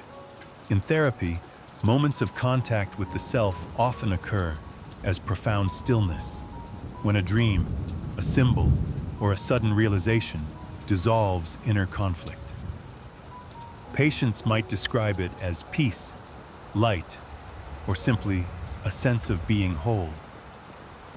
Jung regarded these moments with reverence, calling them numinous experiences, encounters with the sacred within. He emphasized, however, that such experiences must be grounded in daily life. The self calls not for escape from reality, but for its deeper participation. True integration means bringing the insight of the inner world into the responsibilities of the outer one. The self also expresses itself collectively. Humanity's great religions and myths, Jung argued, are cultural representations of the self. The Buddha beneath the Bodhi tree, Christ as the divine human unity, the Tao as the balance of yin and yang, all are images of wholeness. They give shape to an experience too vast for one mind alone. But when these symbols are taken literally, their living meaning fades. The self becomes projected outward, worshipped as something distant rather than lived as something within. Jung's psychology sought to restore that inner connection, to see God not as an external ruler, but as the image of the self manifesting through human consciousness. Yet the path to the self is not gentle. It requires the death of old identities, the confrontation with shadow, and the humility to accept that the ego is not the master of the psyche. Many resist this call, clinging to control, reason, or conformity. But for those who endure the process, a deeper order emerges. Life begins to feel guided by meaning rather than chance. The individual becomes transparent to the larger pattern, like a window through which light passes. Jung's own encounter with the self unfolded during his midlife crisis, recorded later in the Red Book. In dreams and visions, he descended into the depths of his own unconscious, meeting figures that personified wisdom, chaos, and transformation. He came to see these encounters not as madness, but as dialogue with the self, the living center of the psyche teaching him through image and symbol. From this descent arose his entire psychology. To live in awareness of the self is to live in conversation with the unconscious. It means allowing dreams, emotions, and synchronicities to inform us without dominating us. It means trusting that even confusion serves the unfolding of wholeness. The self does not demand perfection. It asks for sincerity, a willingness to face life as it is, and to listen for the hidden order within experience. Ultimately, the self represents the mystery of being itself. It is the point where the personal soul meets the cosmos, where inner and outer worlds reflect one another. To glimpse it is to understand that life, in all its contradictions, moves toward integration. The journey never ends, for the self is both destination and path. It is the silent center around which our stories revolve, the stillness that gives meaning to motion. To live from that center is to be both grounded and open, rooted in one's own reality, yet aware of the infinite depth that sustains it. The self, Jung wrote, is the archetype of order, the living symbol of unity that holds together all opposites. When we align with it, we no longer live as fragments seeking completion, but as whole beings participating in the eternal pattern of creation itself. Chapter 11. Complexes. Among the many discoveries Carl Jung made about the human psyche, few were as influential or as personal as his exploration of complexes. A complex is not merely an emotion or a habit of thought. It is a cluster of feelings, memories, and perceptions organized around a common theme, usually one that carries strong emotional charge. Complexes live within the unconscious, but behave like small personalities of their own. They can think, feel, and even act independently of the conscious will. We say, "I didn't mean to say that," or "something came over me," without realizing that it was a complex, an autonomous part of the psyche, taking the stage. Jung's understanding of complexes began early in his career, during experiments with word association. He presented subjects with lists of words and recorded their reaction times and emotional responses.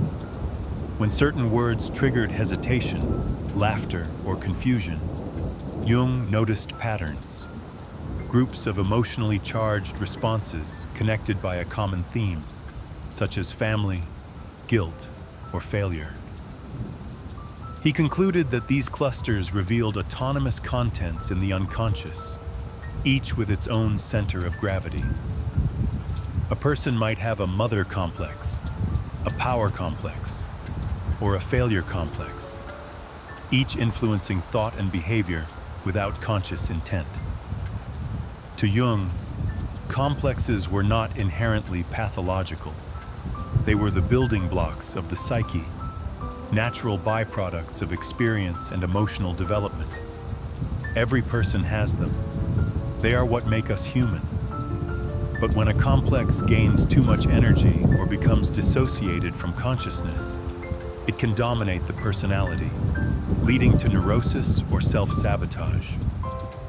A man possessed by an inferiority complex may shrink from opportunities, while one consumed by a superiority complex may become arrogant and isolated. In either case, the ego is no longer steering the ship, the complex is. Complexes often form around early experiences charged with emotion, moments when the developing personality could not fully process what occurred. They remain buried but active, shaping future perception. The mother complex, for example, might develop through excessive attachment or emotional neglect. It can manifest as dependency, resentment, or difficulty in intimacy.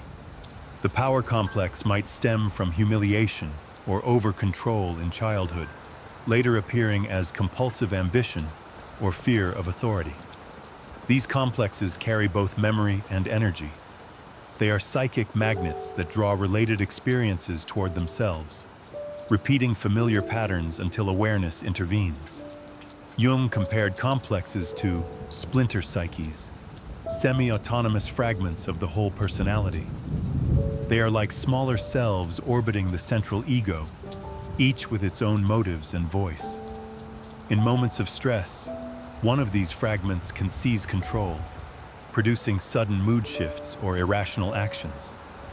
We might speak cruelly and regret it instantly, or fall into despair over something minor. The outburst feels foreign because it belongs to a part of the psyche that has not yet been integrated.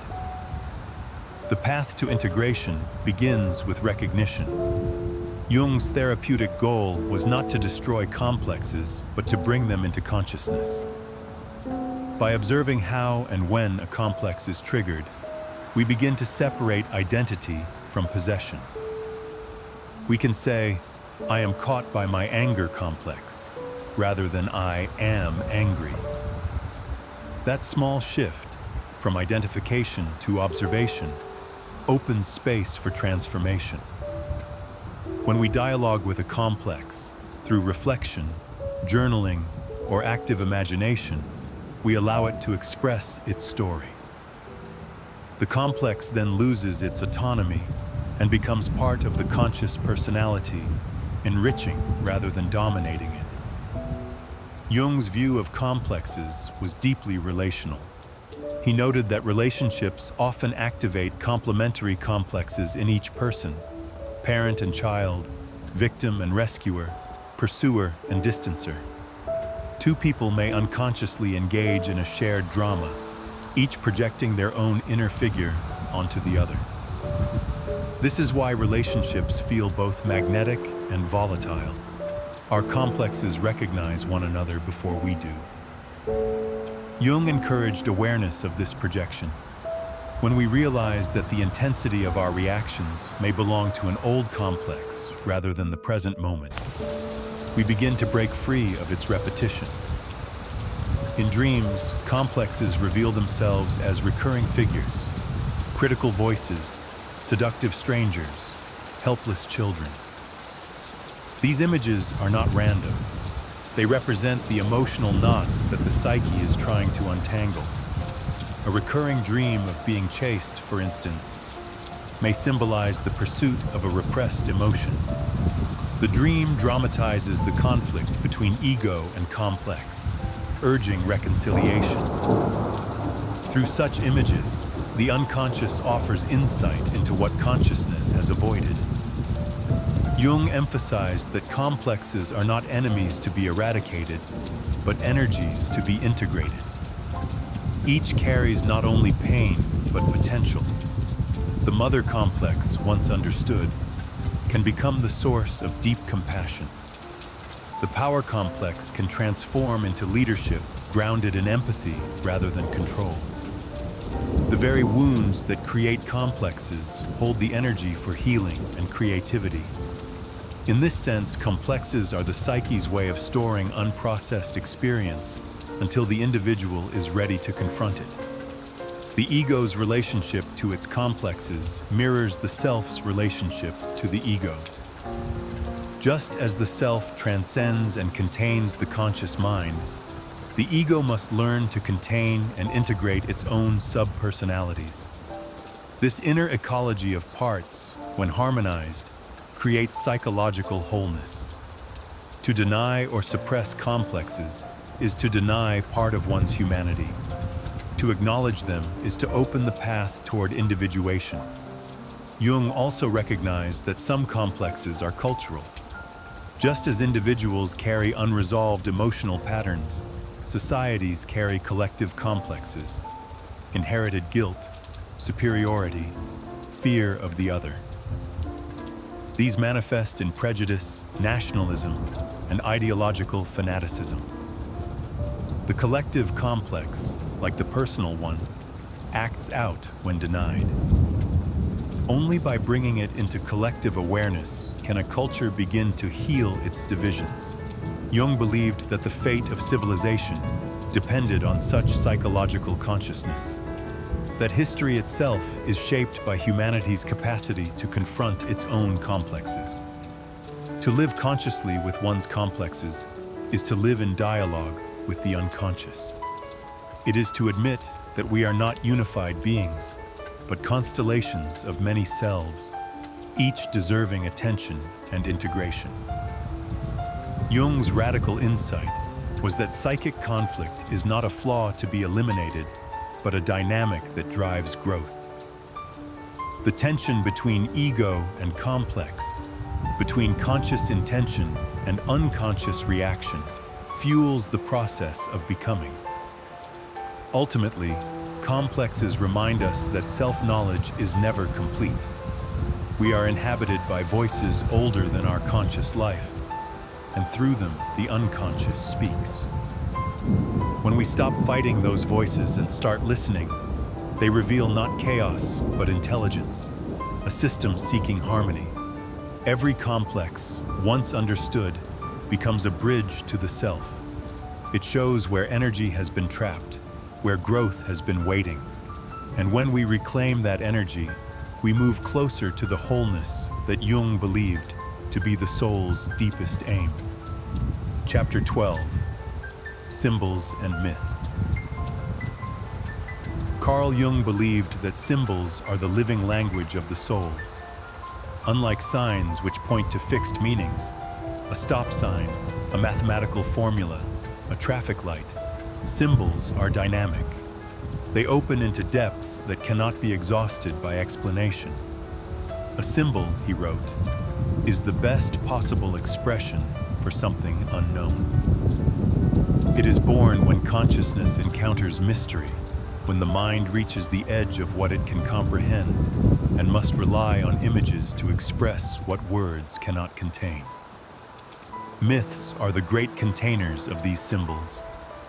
Every civilization, from its earliest days, has woven stories to make sense of life, death, love, fear, and transcendence.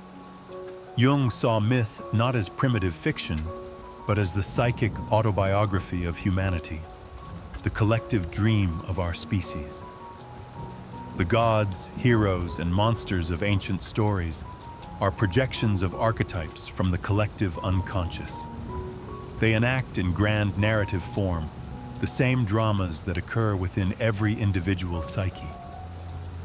When people lose contact with myth, Jung warned, they lose a sense of inner order. The psyche continues to generate symbolic material, but without a framework to interpret it, meaning becomes fragmented.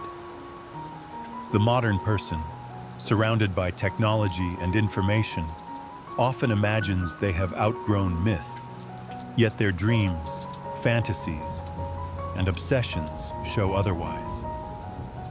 The same archetypal patterns reappear in new costumes: superheroes in place of demigods, political saviors instead of prophets, alien invasions instead of divine wrath. The form changes, the psychological content remains. For Jung, symbols bridge the conscious and the unconscious. They give shape to what the intellect cannot grasp directly.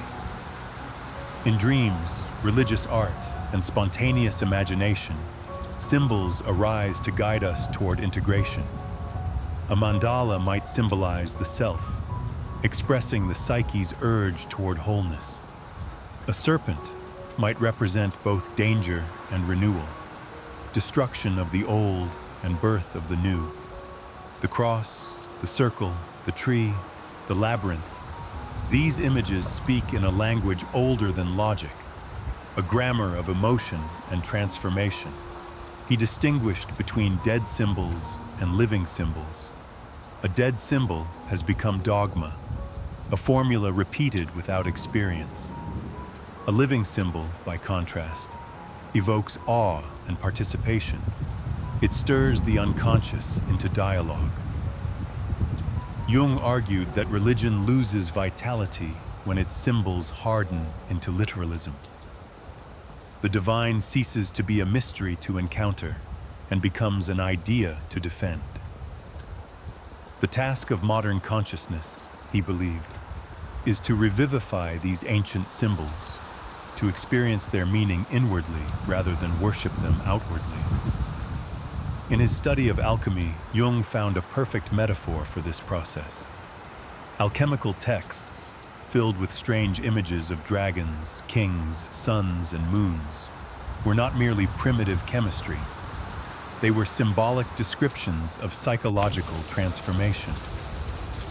The philosopher's stone, the ultimate goal of the alchemist, represented the self, the unified psyche achieved through the reconciliation of opposites.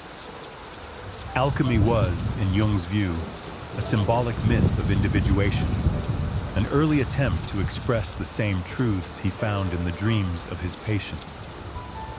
Symbols are not created arbitrarily. They arise when the unconscious seeks to communicate. In moments of crisis, when old beliefs collapse, new symbols emerge to express what the soul still knows, but the intellect has forgotten. Jung saw this as a natural, self-regulating function of the psyche. When an age loses its guiding myths, it falls into confusion until new symbols emerge. Art, literature, and even scientific insight often play this role, giving form to the invisible movements of the collective unconscious. To live symbolically is not to retreat into fantasy, but to recognize meaning in the patterns of experience. A recurring image, a coincidence, a line of poetry that strikes with inexplicable force. These are communications from the deeper psyche. Jung urged people to engage with them, not as superstitions, but as living dialogues. To ask, why does this symbol speak to me now, is to invite the unconscious into participation with consciousness. In this way, symbols become not decorations of the mind, but instruments of growth. Myth, for Jung, functions on both personal and collective levels.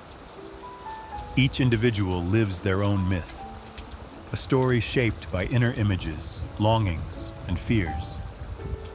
Most people live this myth unconsciously, carried along by forces they do not recognize.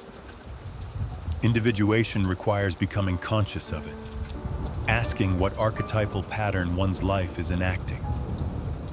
Is one living the hero's journey, the exile's path, the healer's calling, the seeker's pilgrimage? To see one's life as mythic is not vanity, it is a form of humility. It acknowledges that our personal dramas participate in timeless patterns, that our struggles and triumphs belong to a story larger than ourselves. In therapy, Jung often encouraged patients to explore myths that resonated with their dreams. By comparing their personal imagery with mythological motifs, they could see that their suffering was not unique, but archetypal. The descent into depression mirrored Inanna's journey into the underworld. The struggle between duty and desire echoed the battles of gods and heroes. Such parallels gave meaning to pain, transforming it from private torment into universal experience. Meaning, Jung said, is the antidote to despair. Symbols and myths are, in essence, the psyche's way of organizing chaos. They transform raw emotion into image, image into story, and story into insight. They remind us that the unconscious is not an abyss of irrationality, but a wellspring of wisdom, a creative partner in the making of a human life. Modern people, Jung observed, no longer fear the gods, but suffer from meaninglessness, a worse affliction because it cuts the thread between consciousness and the symbolic world. To heal that split, we must learn again to listen to symbols, to dream consciously, to read myth as mirror. Ultimately, Jung saw the symbolic life as the highest expression of psychological maturity. It is the capacity to live both literally and metaphorically at once, to act in the world while perceiving its deeper patterns. To To see love as more than chemistry, grief as more than loss, birth as more than biology, is to glimpse the eternal through the temporal. The symbol, alive and luminous, opens the human soul to the mystery it carries within. And myth, the grand weaving of those symbols, reminds us that though we are small, we live inside a story as vast as creation itself. Chapter 13. Active Imagination. Among all of Jung's methods for engaging the unconscious, none is more intimate or transformative than active imagination. It is the process of entering into direct dialogue with the inner world, not by analyzing it, but by participating in it. Through dreams, fantasies, art, or spontaneous images, the unconscious presents itself to us in symbols. Active imagination is the practice of responding to those symbols, giving them voice, form, and relationship. Where Freud sought to interpret the unconscious from above, Jung sought to meet it face to face. Active imagination emerged from Jung's own descent into the depths. After his separation from Freud, Jung entered a period of intense inner crisis. His dreams and visions grew overwhelming. The structures of his former worldview collapsed. Rather than repress the experience, he chose to explore it. He recorded his dreams, painted their imagery, and allowed conversations to unfold between his conscious mind and the figures that arose from his imagination. Out of this dialogue came the Red Book, a record of his encounters with the unconscious. What Jung learned from this experience became one of the cornerstones of his psychology. The psyche is alive, creative, and self-regulating. When approached with openness, it will reveal its own wisdom. The essence of active imagination is relationship. It begins when we notice an image, emotion, or dream that carries energy, something unfinished or charged. Instead of dismissing it, we turn toward it with attention. We ask, "What do you want to show me?" The image responds, not with logic, but with unfolding symbols. A dream figure may speak, a landscape may change, an emotion may reveal its origin. We follow the process as one might follow a conversation or a stream, neither forcing nor withdrawing. The key is to stay conscious, to remain aware that we are engaging with psychic reality, not literal reality. In this dialogue, the unconscious becomes a partner rather than a problem. Jung described it as entering a drama already in progress. The figures we meet, the shadow, the wise guide, the child, the animal, the divine, are aspects of our own psyche seeking integration. They express needs and truths that the ego has ignored. By giving them form, we allow energy to flow back into consciousness. What was previously projected outward onto other people, ideologies, or circumstances returns as insight and vitality. Jung emphasized that active imagination is not daydreaming. It requires discipline, courage, and honesty. Daydreaming drifts passively. Active imagination involves participation with awareness. The goal is not escape, but transformation. The imaginal figures must be treated as real within their own dimension, deserving respect, but not domination. If we try to control or idealize them, they retreat. If we submit blindly, they overwhelm us. The art lies in maintaining dialogue, a balance between surrender and structure. There are many forms of active imagination. For some, it begins in writing, recording a dialogue between the ego and a dream figure, letting the words unfold without censorship. For others, it arises through painting, dance, or music, allowing the unconscious to speak through movement or sound. Some enter it through meditation, holding an image in the mind and watching how it evolves. Jung himself often painted mandalas, circular images that emerged spontaneously from his inner work, and found that each represented a stage in his psychological development. The process mirrors the structure of individuation.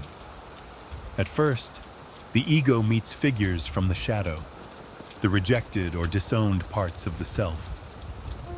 Later come the archetypal guides, the anima or animus, the wise old man, the inner teacher. Through continued dialogue, the opposites begin to reconcile. The images change as integration occurs. A frightening figure may soften. A hostile landscape may bloom with color. These transformations signal real psychic change. The unconscious, once chaotic, becomes creative and ordered. Jung regarded active imagination as a modern form of what ancient cultures called vision or revelation. In shamanic traditions, the healer journeys into the spirit world to restore balance. In mysticism, the devotee communes with divine figures. Jung saw these as symbolic expressions of the same psychological process. The unconscious speaks in the imagery of its culture. What the modern person experiences as psychological symbols, the ancient person experienced as gods.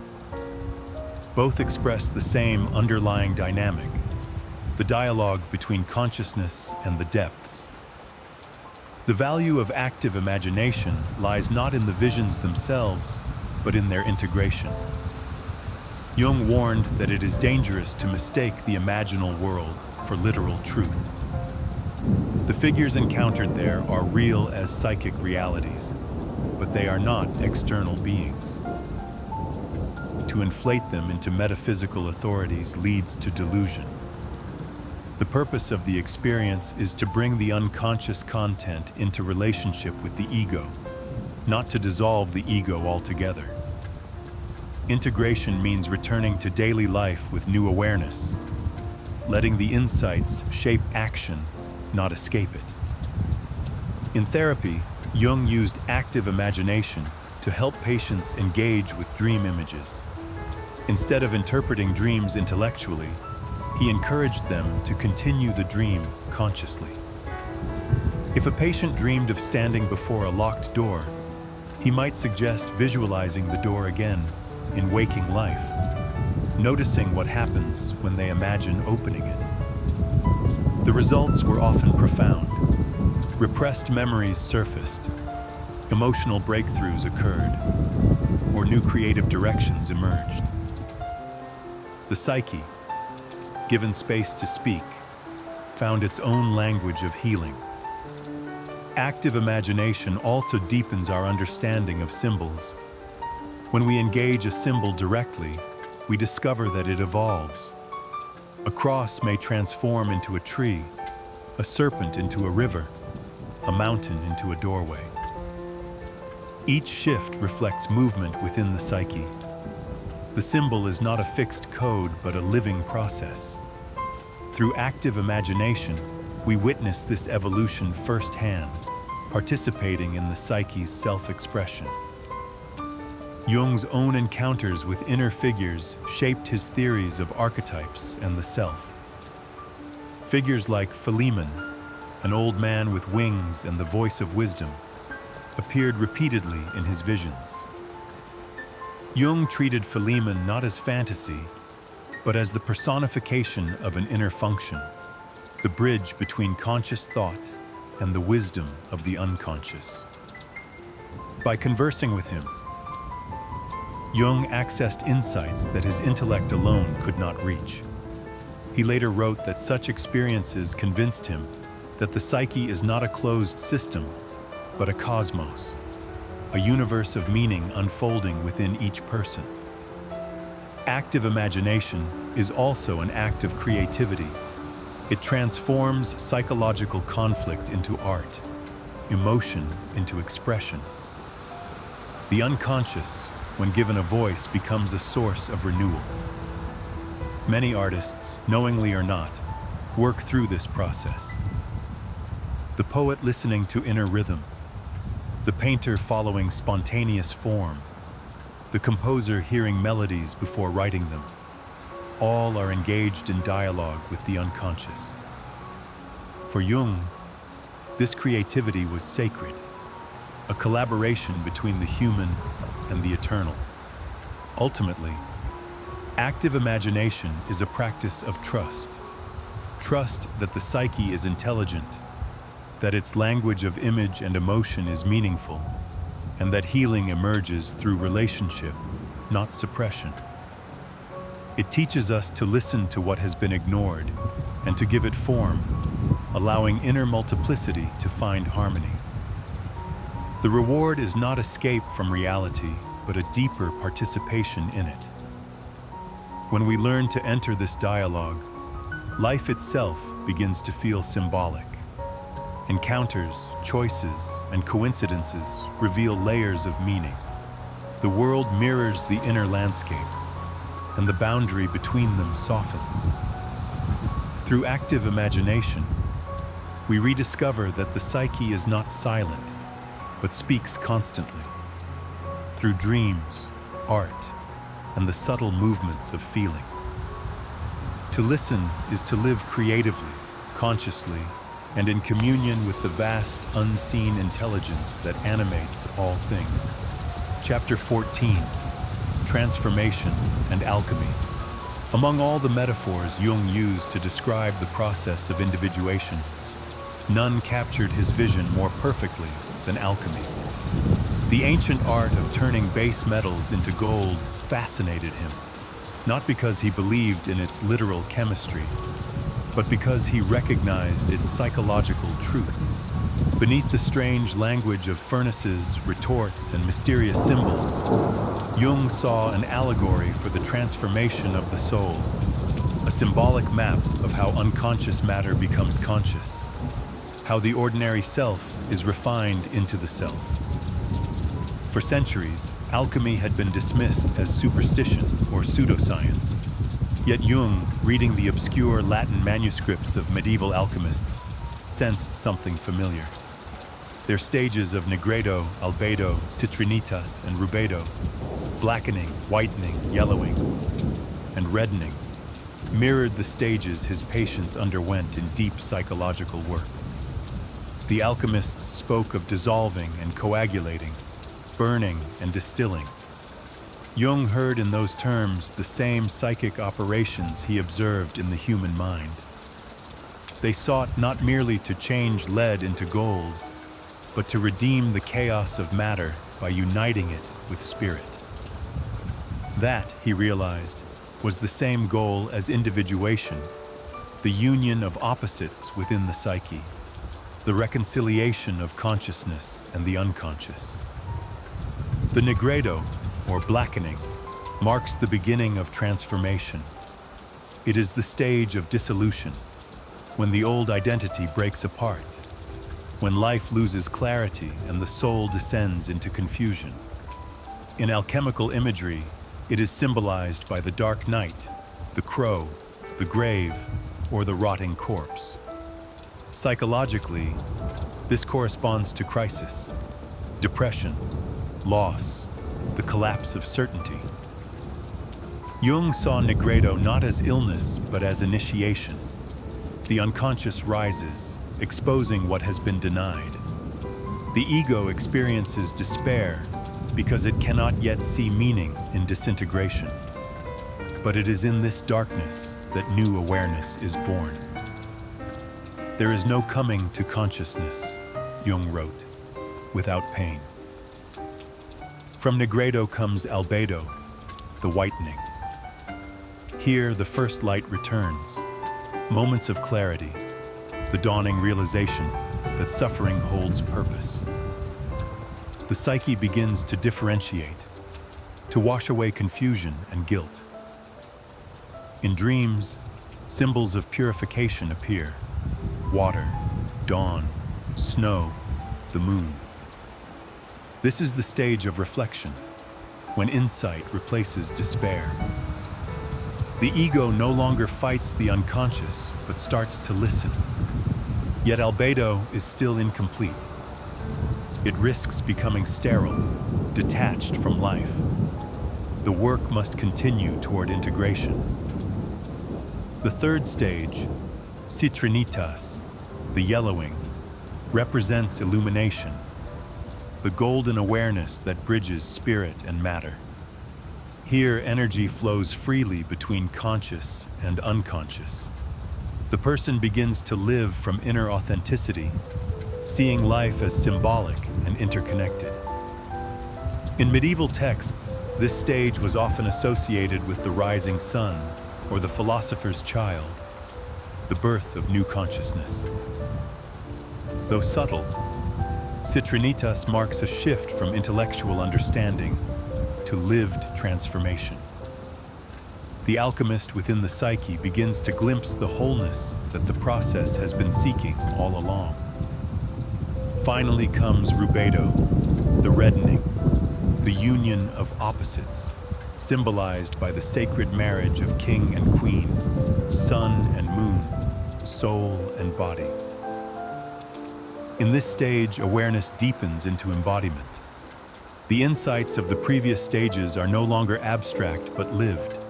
Love, creativity, and purpose flow naturally. The philosopher's stone, the ultimate goal of alchemy, represents this achieved wholeness. Not perfection, but integration. The opposites are no longer enemies, but partners in the same dance. Jung considered the alchemical opus to be the great symbolic expression of individuation. Every human life, he believed, follows this rhythm of disintegration and renewal. The material of transformation is the psyche itself, our fears, desires, memories, and conflicts. Just as the alchemist's laboratory was filled with smoke and fire, the inner laboratory is filled with emotion and tension. The process cannot be forced. It unfolds through engagement with experience, through dialogue between ego and self. One of Jung's most profound insights was that transformation requires containment, a vas hermeticum, the sealed vessel of the alchemical flask. Psychologically, this vessel is consciousness itself, the ability to hold opposing emotions without splitting or collapsing. Within this vessel, contradictions ferment until a new synthesis emerges. Modern people, he noted, often lack such containers. We seek distraction instead of reflection, venting emotion before it can transform. True alchemy requires patience, discipline, and the courage to remain in tension until meaning crystallizes. Jung's exploration of alchemy also reshaped his understanding of religion and science. He saw that alchemy, though framed as physical experiment, was a spiritual discipline. It bridged materialism and mysticism, embodying the truth that psyche and matter are not separate. In the conjunctio, or sacred union, the alchemist united the fixed and the volatile, the male and the female, heaven and earth, a symbol of the union of conscious and unconscious. For Jung, this mirrored the deep structure of the human psyche, which seeks to reconcile dualities, good and evil, reason and instinct, spirit and body. He found in alchemical symbolism a living counterpoint to modern alienation. Where science reduced matter to mechanism, alchemy saw matter as alive, infused with soul. Where religion had externalized God, alchemy discovered divinity within transformation itself. The alchemist's goal was not the metal, but the purified awareness that emerges from suffering. The opus, Jung wrote, is a living mystery in which the whole man participates. In practical terms, alchemy offered Jung a model for psychotherapy. The analyst and the patient together form a vessel in which the psyche can heat, dissolve, and recombine. Dreams and emotions are the raw material, and the dialogue between conscious and unconscious is the fire that refines them. The therapist, like the alchemist, must endure the uncertainty of process, trusting that the psyche seeks its own order. Transformation cannot be hurried. It requires faith in the intelligence of the unconscious. The alchemical imagination also revealed to Jung the role of symbols as catalysts. The serpent, the egg, the Ouroboros, each represented eternal transformation, the cycle of death and rebirth. When these images appear in dreams or art, they signal that the psyche is working to renew itself. The ego's task is to cooperate, not control. By surrendering to the process, one becomes participant rather than engineer of transformation. In Jung's late writings, the language of alchemy becomes luminous with humility. He saw that individuation, like the alchemical opus, is endless. Each completion reveals a new beginning. Each synthesis gives rise to another conflict. The philosopher's stone, the symbol of ultimate wholeness, is never a possession but a momentary realization. The awareness that spirit and matter, consciousness and life are one. Alchemy, then, is not an old superstition, but a timeless mirror of the human soul. It shows that transformation is not escape from the world, but deeper engagement with it. That suffering is not meaningless, but the crucible of new consciousness. To live alchemically is to see every challenge as material for refinement, every darkness as potential light. The lead of ordinary life, its mistakes, sorrows, and limitations, becomes, through awareness, the gold of wisdom. In the end, Jung believed that this inner alchemy is the work of every person who seeks wholeness. It is the hidden art of living, to hold the opposites, to endure the fire, and to trust that out of the chaos of experience something radiant is being formed. The laboratory is the heart. The heat is consciousness, and the gold is the self, shining quietly in the depths, waiting for us to recognize it as our own. Chapter 15, Psychological Types. Carl Jung's theory of psychological types emerged from his effort to understand why people see the world so differently, and why even intelligent, compassionate minds so often misunderstand each other. What began as an observation of human difference became one of the most enduring parts of his psychology, a map of consciousness itself. It explains not only how people think, feel, and decide, but also how they perceive reality. For Jung, the diversity of human personality was not a flaw to be corrected, but a necessary expression of the psyche's balance.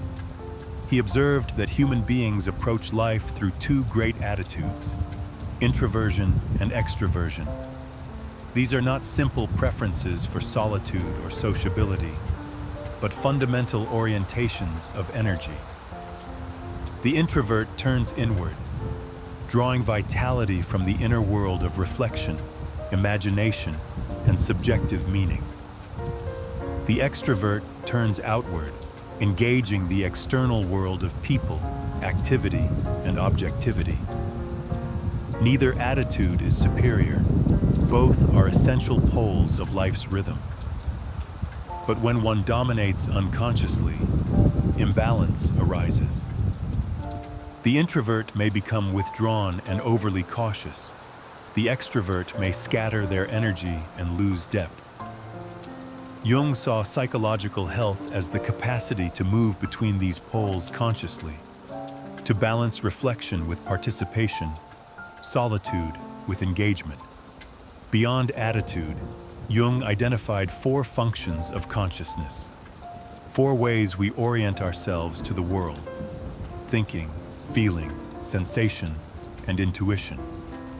Thinking tells us what something is, judging by logic and categories. Feeling tells us what something means, through value and emotion. Sensation perceives what exists, the concrete details of reality, while intuition perceives what might be, the hidden possibilities and patterns beneath appearance.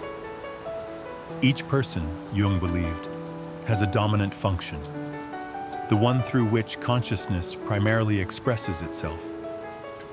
A thinking type organizes life by logic and principle. A feeling type navigates by harmony and empathy. A sensation type grounds perception in the physical present. An intuitive type trusts patterns and possibilities. The other three functions remain less developed, forming the inferior functions that connect to the unconscious. Individuation requires not suppressing these lesser voices, but integrating them. The mind becomes whole when reason and feeling, body and imagination coexist. Jung's typology was not a system of boxes, but a dynamic structure. Every attitude and function has its opposite, and the psyche moves between them seeking balance. The thinking type must learn feeling. The sensation type must learn intuition. The introvert must learn expression. The extrovert must learn reflection. Growth begins where one's conscious preference meets its neglected counterpart. The inferior function, though clumsy and irrational, often carries the key to transformation because it connects the conscious ego to the deeper self. Jung first developed these ideas while trying to understand his own break with Freud. Freud, he saw, was an extroverted thinking type, concerned with objective theory, causal explanation, and social application. Jung himself was an introverted intuitive, oriented toward subjective meaning and symbolic experience. Their conflict, therefore, was not only intellectual, but typological, two worldviews speaking different psychological languages. This insight convinced Jung that many human disagreements are not about truth or falsehood, but about perspective. Each type perceives through its own lens, emphasizing one aspect of reality while ignoring another. Understanding this diversity, he believed, is essential for empathy and for avoiding dogmatism in science, religion, or politics. In his book Psychological Types, 1921, Jung explored these patterns in detail, linking them to philosophy, art, and culture. He showed how different historical figures embodied distinct typologies: the intuitive mysticism of Meister Eckhart, the sensory realism of Thomas Aquinas, the logical analysis of Kant, the emotional ethics of Rousseau. Humanity, he suggested, evolves through the interplay of types, each contributing something vital to collective consciousness. For the individual, typology offers a mirror. To know one's type is to understand one's strengths and limitations. A person dominated by thinking may excel in analysis, but struggle with empathy. A person ruled by feeling may love deeply, but lack objectivity. A sensation type grounds others in reality, but risks being trapped in the present. An intuitive type envisions the future, but neglects practical detail. Jung's point was not to classify, but to encourage self-awareness. Every type, when unconscious, becomes rigid. When conscious, it becomes creative. Later interpreters simplified Jung's model into systems like the Myers-Briggs Type Indicator, MBTI, translating his ideas into practical typologies for education and work. Yet Jung's original vision was far richer and more fluid. He resisted turning types into identities. The point, he wrote, is not to identify with one's type, but to understand the workings of one's mind. Typology, properly used, reveals the one-sidedness of the ego and points toward balance, The goal is not to become more like others, but to integrate the opposites within oneself. Jung linked the functions to deeper symbolism within the psyche. Thinking and feeling are the rational functions. They judge, evaluate, and decide. Sensation and intuition are irrational. They perceive without judgment, receiving reality as it is or as it might become. Consciousness requires both kinds of operation: perception to gather data, judgment to give it meaning. Modern society, Jung warned, often overvalues one side. The industrial world exalts sensation and thinking, the measurable, the efficient, while neglecting feeling and intuition. The result is alienation, technological progress without psychological wisdom. Healing this imbalance requires recovering the neglected functions as legitimate ways of knowing. In therapy, typology helps reveal how a person resists growth. A thinking type may try to solve emotional problems intellectually. A feeling type may avoid facts that disrupt harmony. By recognizing these tendencies, the individual can approach the unconscious from a new angle. The inferior function, though awkward and unfamiliar, provides the bridge to deeper insight. For instance, a rational person might find healing through art or dreams, while an intuitive might need grounding in daily routine. Jung described this integration as a slow, often humbling process. The meeting with oneself is the meeting with one's own shadow, the inferior function that we have always despised. On a cultural level, Jung saw typology as explaining epochs of history. Civilizations, like individuals, developed dominant attitudes. Classical Greece celebrated sensation and form. Medieval Europe exalted feeling and faith. The Enlightenment favored thinking. The modern age, he observed, was becoming dominated by extroverted intuition, restless creativity without rootedness. Each period, by exaggerating one function, summons its opposite. The next era, Jung predicted, would need to recover depth, reflection, and inner life to restore balance. Ultimately, psychological types express the psyche's need for wholeness through diversity. Just as a forest thrives on many species, consciousness thrives on many perspectives. The world requires both the dreamer and the engineer, the contemplative and the activist, the poet and the scientist. Each holds part of the human truth. To recognize this is to move beyond judgment into understanding. For Jung, typology was not an endpoint, but a beginning, a doorway into greater self-awareness. It teaches us to honor our nature while also stretching beyond it. The thinking type learns compassion. The feeling type learns discernment. The intuitive learns patience. The sensing learns imagination. Each becomes a little more whole, a little closer to the balance that the self demands. In the end, Jung's theory of psychological types is less about personality than about harmony. It reminds us that consciousness, like life, grows through polarity. To become ourselves fully, we must know our preference, respect its opposite, and recognize that both belong to the same living mind.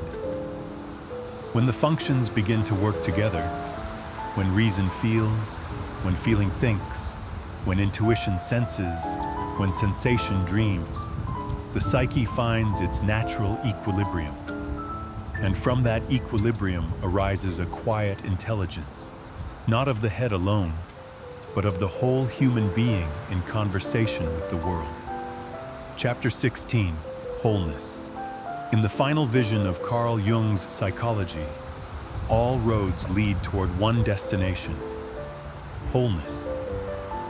It is the quiet, radiant core around which every concept he built, the shadow, the anima and animus, the self, individuation, revolves. Wholeness is not perfection, not virtue, not serenities that exclude struggle. It is the living union of opposites, light and dark, reason and instinct, masculine and feminine, conscious and unconscious, matter and spirit. It is the recognition that nothing essential in the psyche can be excluded without consequence. To become whole, Jung believed, is to accept the full range of one's humanity, to embrace the contradictions that make us human, and to see them not as obstacles to transcendence, but as its very path. Wholeness, for Jung, was not a distant goal to be achieved, but an ongoing process. It begins in fragmentation, the natural state of the human mind, divided by opposites and pulled by competing desires.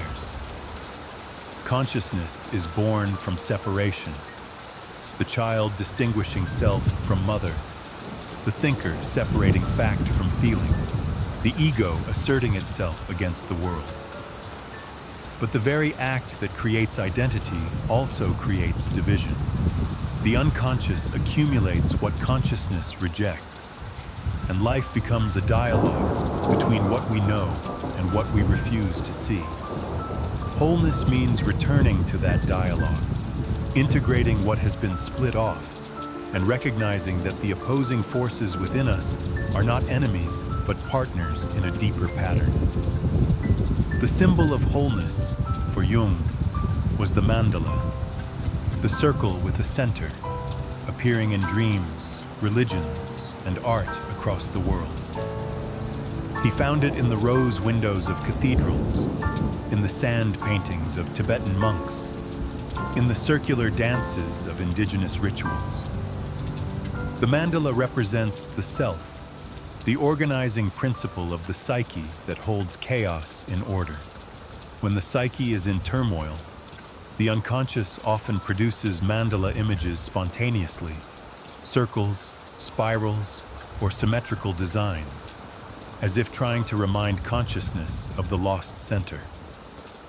Jung himself drew hundreds of mandalas during his inner explorations, noticing how each reflected his psychological state at the time. The circle, he said, is the archetype of wholeness, the symbol of a divine completeness that the human psyche instinctively strives toward.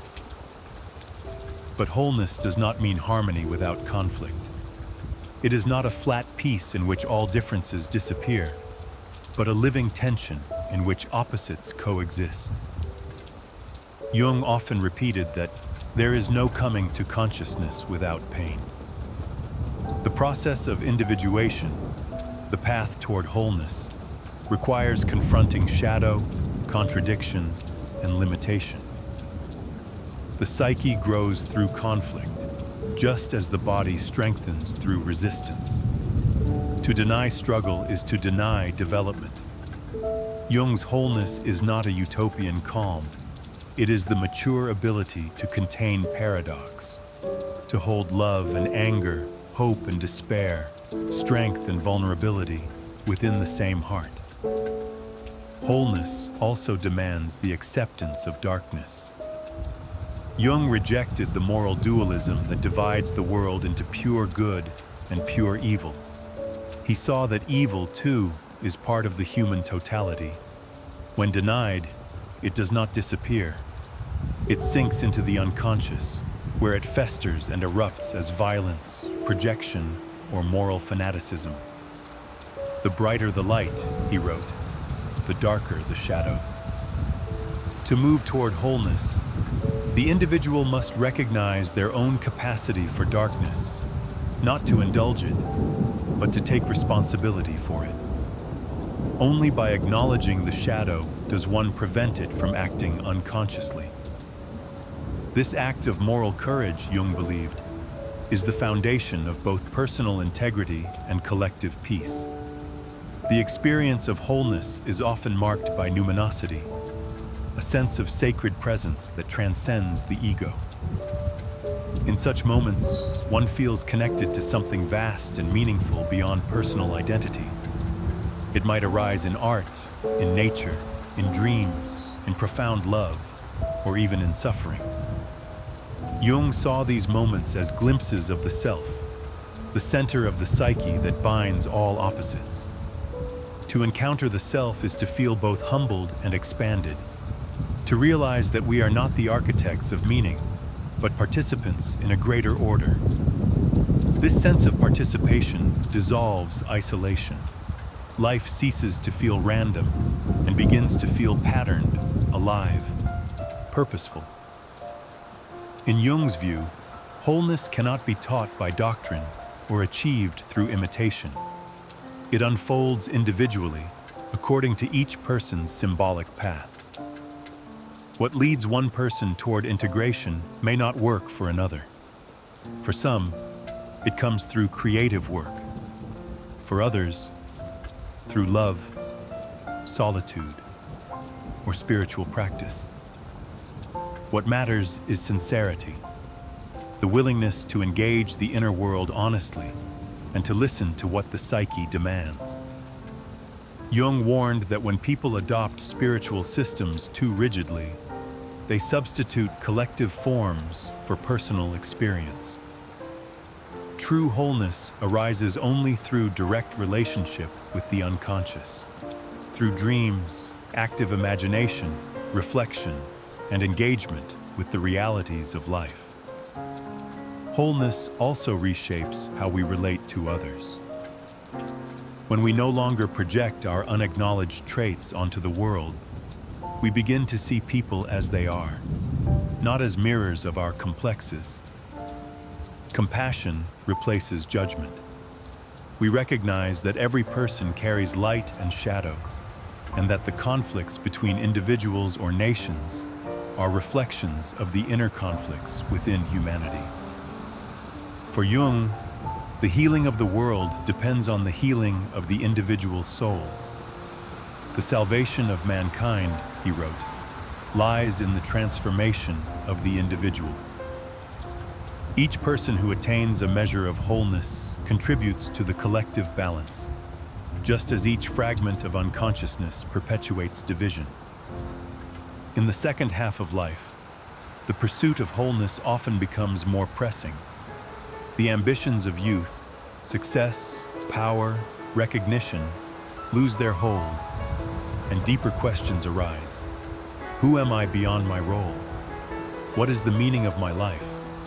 What endures when everything else fades? Jung saw midlife crises not as breakdowns, but as invitations to individuation. The unconscious demands attention. Dreams intensify. Symbols of death and renewal appear. To resist this call is to stagnate. To answer it is to awaken. Those who accept the journey toward wholeness often find a new vitality, not the restless energy of youth, but a quiet inner richness. Jung's idea of wholeness extends beyond the individual psyche into the cosmos. He believed that psyche and matter are two aspects of one underlying reality, the unus mundus, the one world. The same patterns that govern the inner life appear in nature, in the rhythms of atoms and galaxies. The human psyche is not isolated. It participates in the world's unfolding. When we become conscious of this participation, our lives gain cosmic meaning.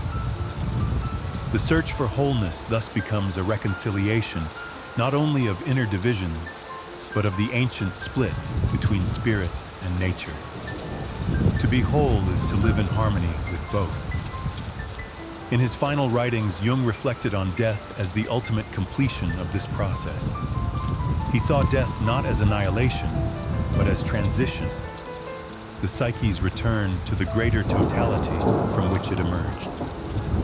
The goal of life, he wrote, is not the end, but the realization of the self. Death, in this sense, is the final act of individuation, when the boundaries of ego dissolve and wholeness becomes complete. Whether literal or symbolic, this dissolution into the whole restores balance between the finite and the infinite. the human, and the divine. To live toward wholeness, then, is to live consciously, to face oneself honestly, to integrate what one fears, and to move through life as a participant in a vast, mysterious order. It is to walk the middle path between extremes, holding both without losing oneself to either. It is to create, to love, to suffer, and to learn, all while remaining open to the deeper rhythm that underlies every experience. In the end, Jung's psychology does not promise peace without conflict, light without shadow, or salvation without struggle. It promises something subtler and truer, the possibility of meaning in the midst of chaos, unity within diversity, consciousness within the mystery of life.